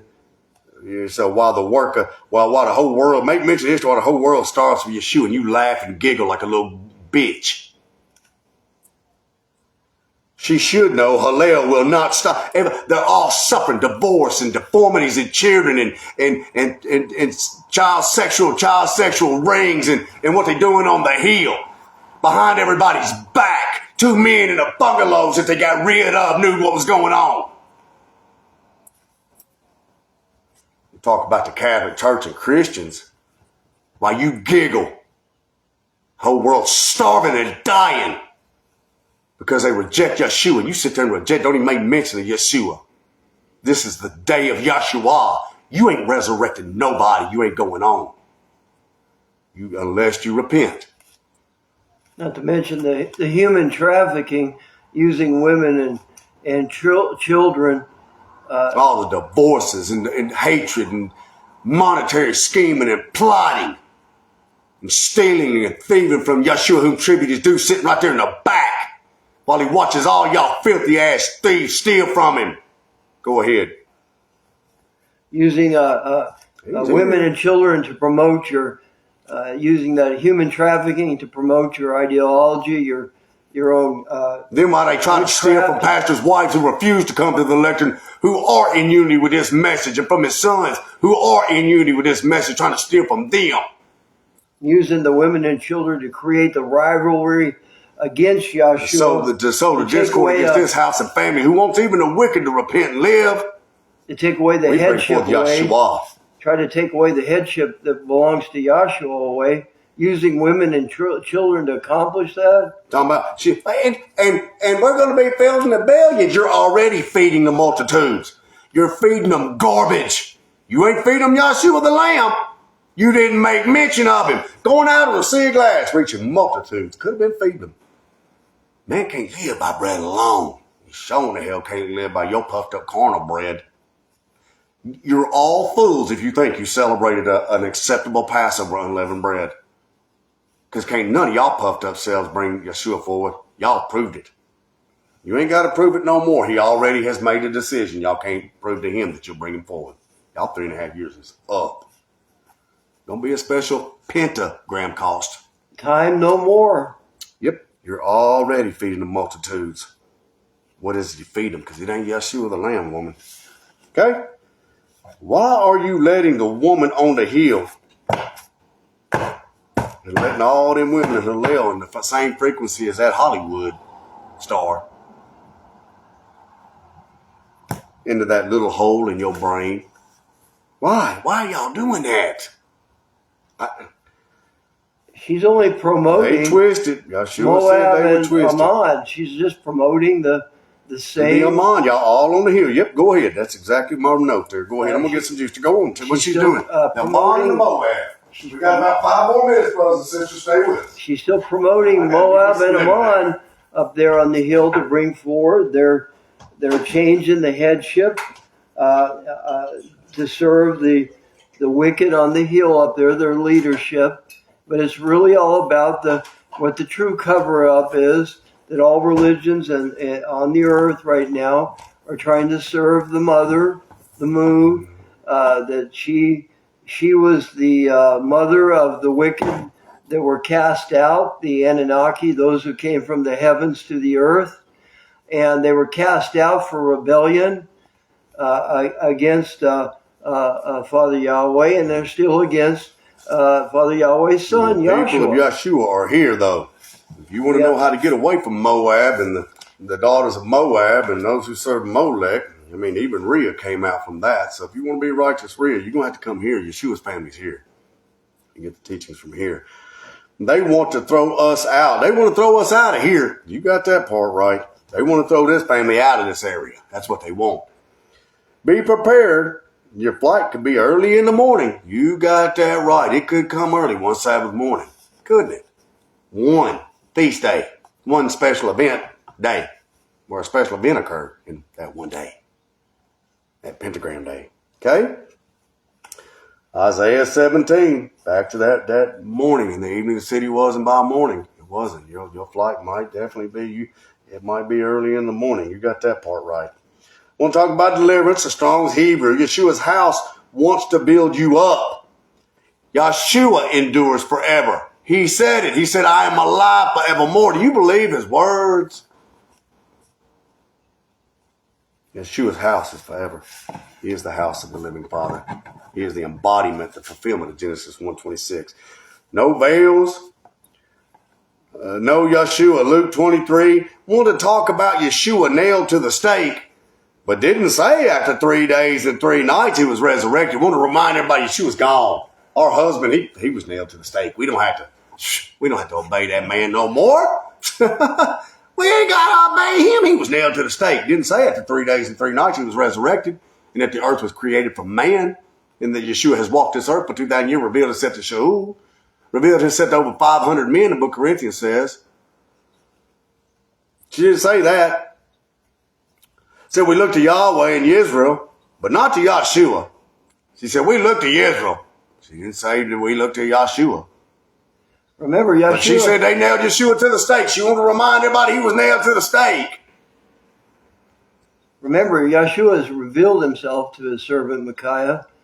And I mean, how did them people on the road in Luke 24 couldn't recognize him? You think so? He had his wounds was covered, cloaked. They couldn't see the wounds. He had been nailed to the stake. They couldn't see it. Through that little bone in your wrist right there, where there's no bone in between those two bones. If you look at a skeleton right there, because wasn't a bone in his body broken. They couldn't see that spot right there in his wrist. He himself, when they threw me out, we went somewhere together to look at a job 3 years ago. They told me, I said, yeah, it's right through here, Mikhail. There's 2 little bones in your arm right there. Go ahead. So no veil, no Yeshua. Talked about him being nailed to the stake, and we'll look to Yahweh and Israel, but we ain't going to look to Yeshua sitting right there in the back, that man. But now, others on that hill know that when Yeshua moves, they better move up out of there, huh, y'all do? They better go over there. So the program leader, this program leader, believe into their lies with conviction. You will be convicted. You're right. If you believe into their trusting in Israel and forgetting to bring forth Yeshua, that pastor said, and they really don't, they're hypocrites. Yeshua has come, brother, and receive your high priest. He's here. He calls me on the phone. We talk about the work and work. He's no taller than I am. If you will believe in them hypocrites and their lies, you will be convicted. She said, be convicted if you're convicted. But still, you can't stay stagnant, be still, and not prove it. Faith without works is dead. The word faith means obedience. I left you Micaiah, pastor said. Of course, they won't tell you none of these things. It's shopping cart Christianity that they themselves coined that term. Okay? And that's exactly what they've become. Yes, shopping cart Christians. So if you want to believe into their lies, you'll be convicted, all right. The Christians also believe. But it ain't those who believe. The demons also believe. They fear and tremble. They fear and tremble also. I left you Micaiah.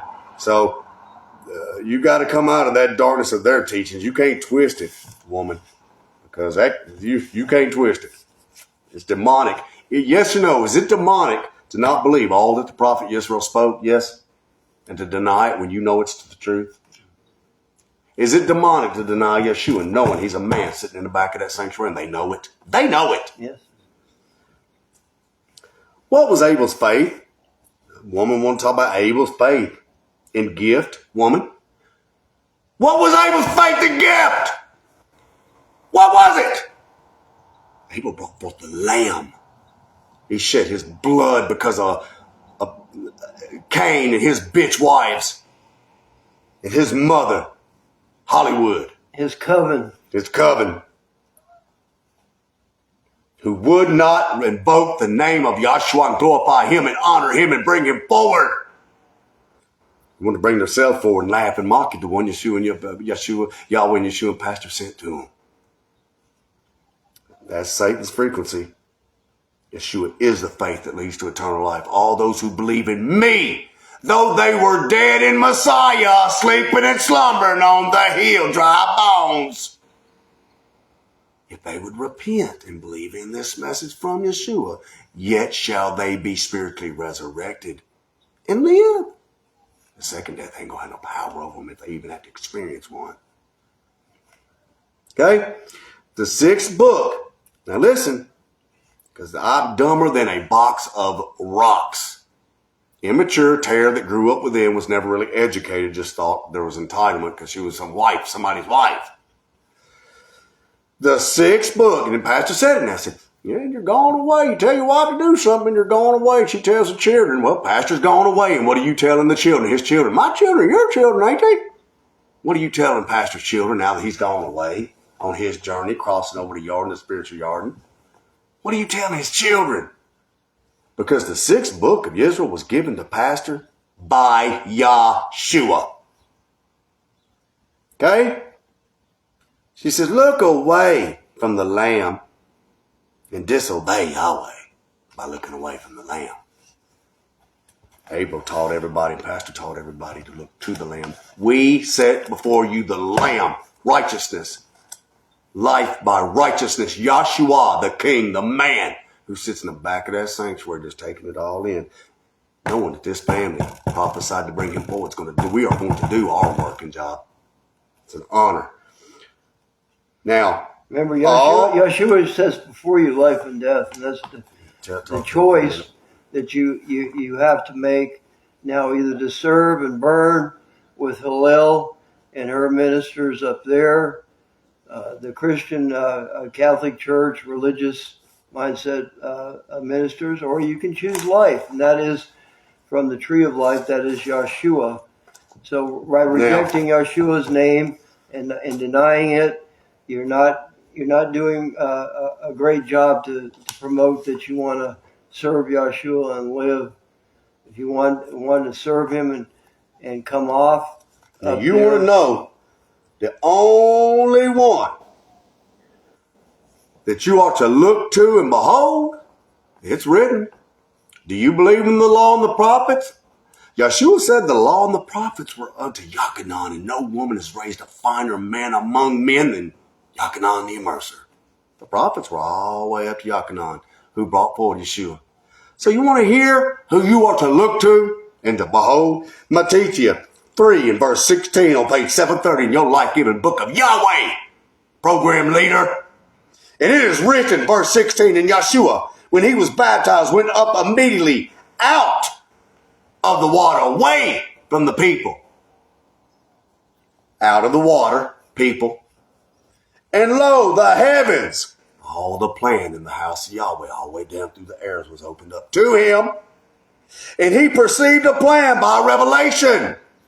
And the Spirit of the Creator descended and entered into him. The understanding of the plan.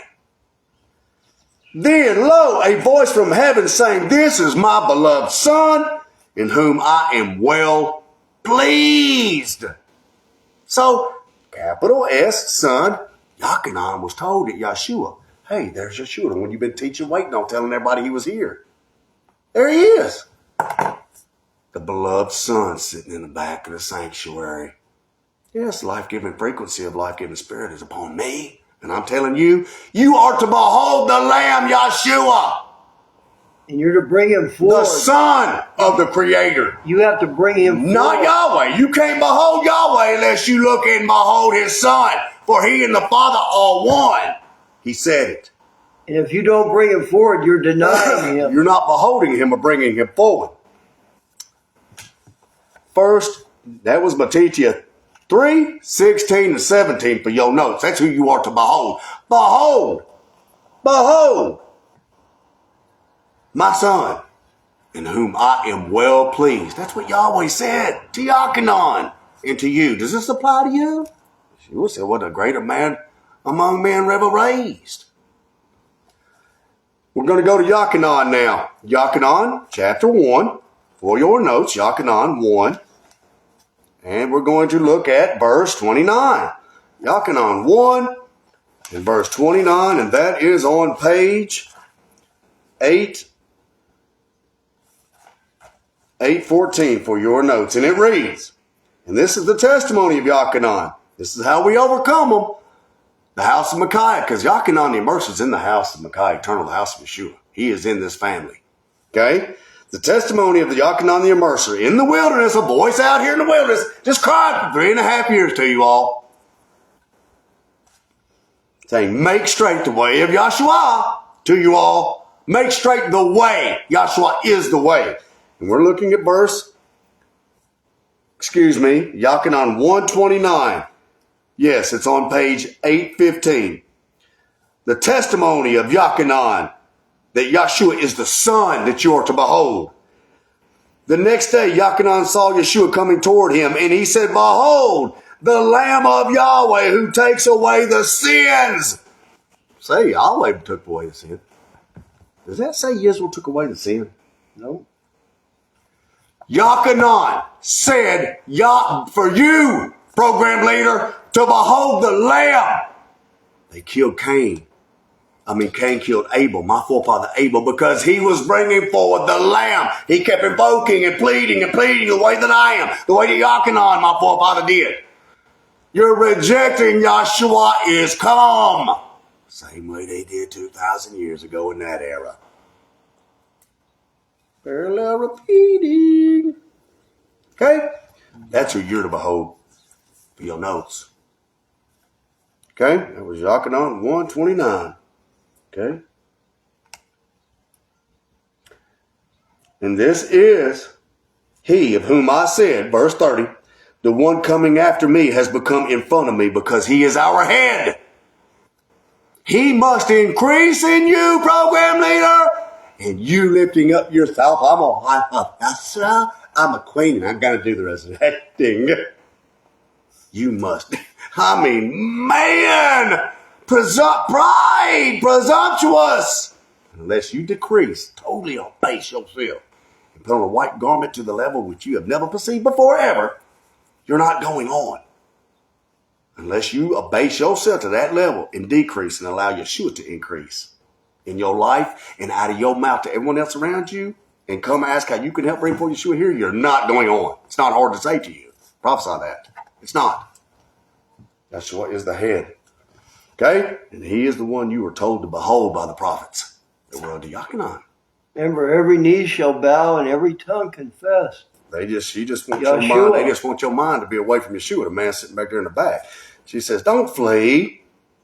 The five wise, don't flee away from the wicked. Be immovable. Immovable in the mindset of righteousness. Not physically. The scripture says we follow the Lamb wherever he goes. Yeshua gets up and goes somewhere. I know who I'm following, going with. I'm commanded in the book of Revelation. The bride follows the Lamb. A bride follows her husband wherever he goes. Do you even know the song of the Lamb? You're supposed to know that. That's what they're going to be singing down here, the song of the Lamb and the song of Moshe. Talk about the plan. That plan is right there in Revelation 12, the Eliah. This is it. You're receiving it. You work, or you mock, rather, woman, and laugh because you were easily offended by the message of Yeshua. You're easily offended by this message, ain't you? You're offended by it. That's why you mock. That Yeshua, your message, Yeshua is here now. And you're all ashamed of, ain't it? That's what you're ashamed of, Yeshua. Fearing that he would remove you from your office, and had you brought him forward, an office far greater than the one you had would have been given. But since you feared for your own office and brought yourself forward instead of Yeshua, and you did not behold the Lamb, as Yachanan told you to do, and you did not behold the Son of Yahweh, in whom he said to Yachanan, I am well pleased in Yahshua. He didn't say he was well pleased in Yisrael. Ain't none of us going to make it without Yeshua. The only way we can make it is by, through, with, and under the headship of Yahshua. Only in bringing forward him and glorifying him. It is written, only those who glorify Yeshua is going to be glorified. Only. Yeshua has an army that fights. Shaul said, I have fought the righteous fight. We're always going to be ascending and descending. He's got legions of Malachim. What are they doing? Working to counter through intelligent teaching and conversation of the law and the prophets to break the strongholds of those who are adversaries to Yahshua, who would rather a woman have headship than a man. Program leader, affected to stir to action. You're afraid to be stirred to action for Messiah's sake. All those stirred to action for Messiah's sake will live. All those who are stirred to action for Messiah's sake will live. But those that are offended by him and because of his word and offended because of this message, they will perish.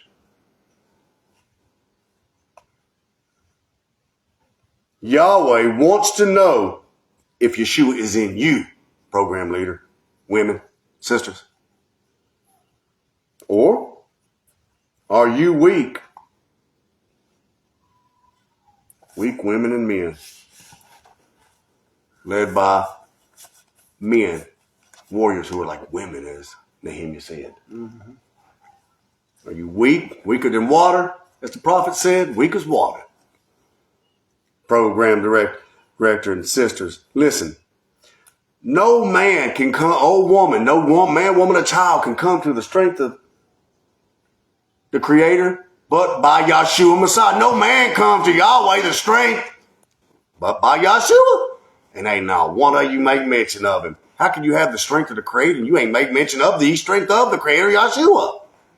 How can you come to that strength? It's written. You can't come to the strength except by Yeshua. And not one person made mention of it. We in the marriage supper teachings right now. This is the day of Yeshua. This is why all this is coming and going to befall you all. You can't throw out the teacher. The Yakinon is decreasing. I've decreased. We all have to decrease. We all decrease. I offer up all I have. I work on a whim because every dime I get, what am I doing? I'm working prepared. We're hoping all of you come out to heal and all you repent. It's our will that y'all be here gathered in joy with us. This is the location and the place. Now you can't keep it correctly anywhere else until Yeshua. God says we're going over here now. We're going to go over here. Wherever our husband go, we're going to go. Try to lead by example. That's all we can do. Okay? So then we had that closing prayer there. Yes, Yahweh's eyes and heart are there. Yeshua sitting right back in the back. He watched you when you walked out the door, Levi. This is the open door. Here. This is the door of hope. Here. Yeshua is the door of hope. He has set before you an open door, and no man can shut it. No. And the authority from Yeshua, you don't have no authority from Yeshua no more. You can hope it, wish it, would it, fake it.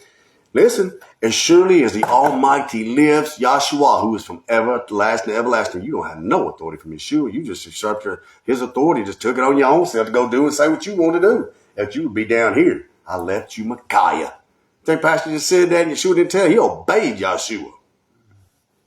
Really simple stuff. We've given you the line upon line here a little and there a little. So, we are slaying the giant.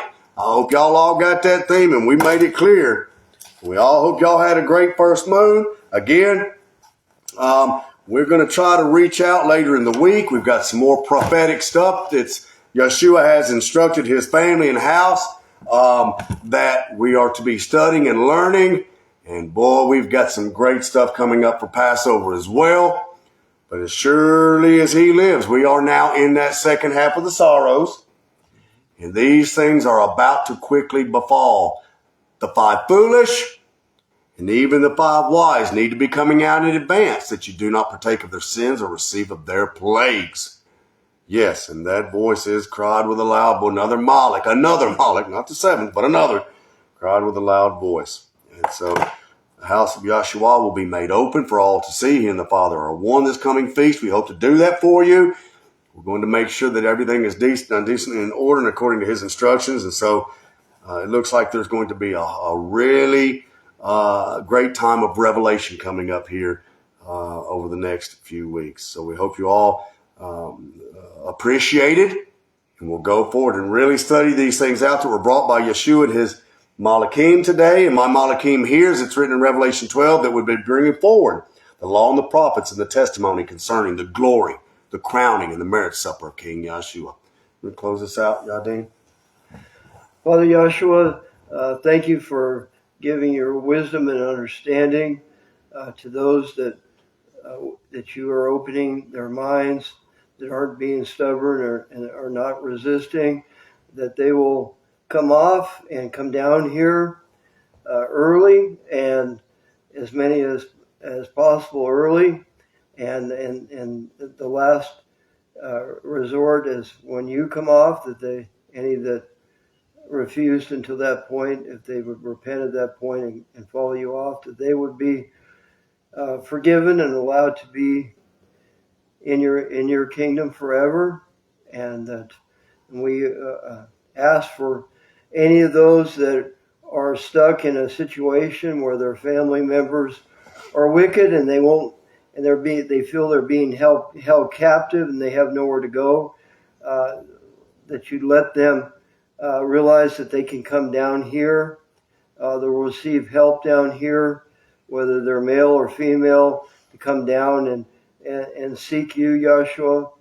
And for those in the nations also that would want to come over here and keep the feast, you're welcome here to come and serve our King Yahshua and be part of his family. And we thank you for everything that you've done for us, Yahshua. and all that you reveal and show through your mercy to save your sheep and so they would come out.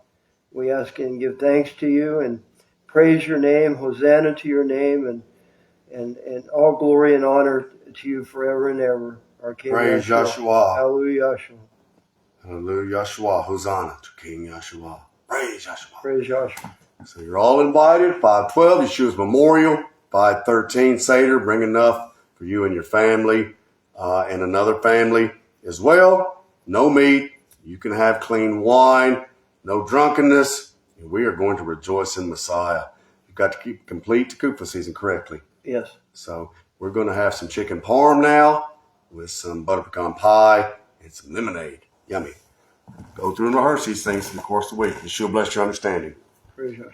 Praise Yeshua.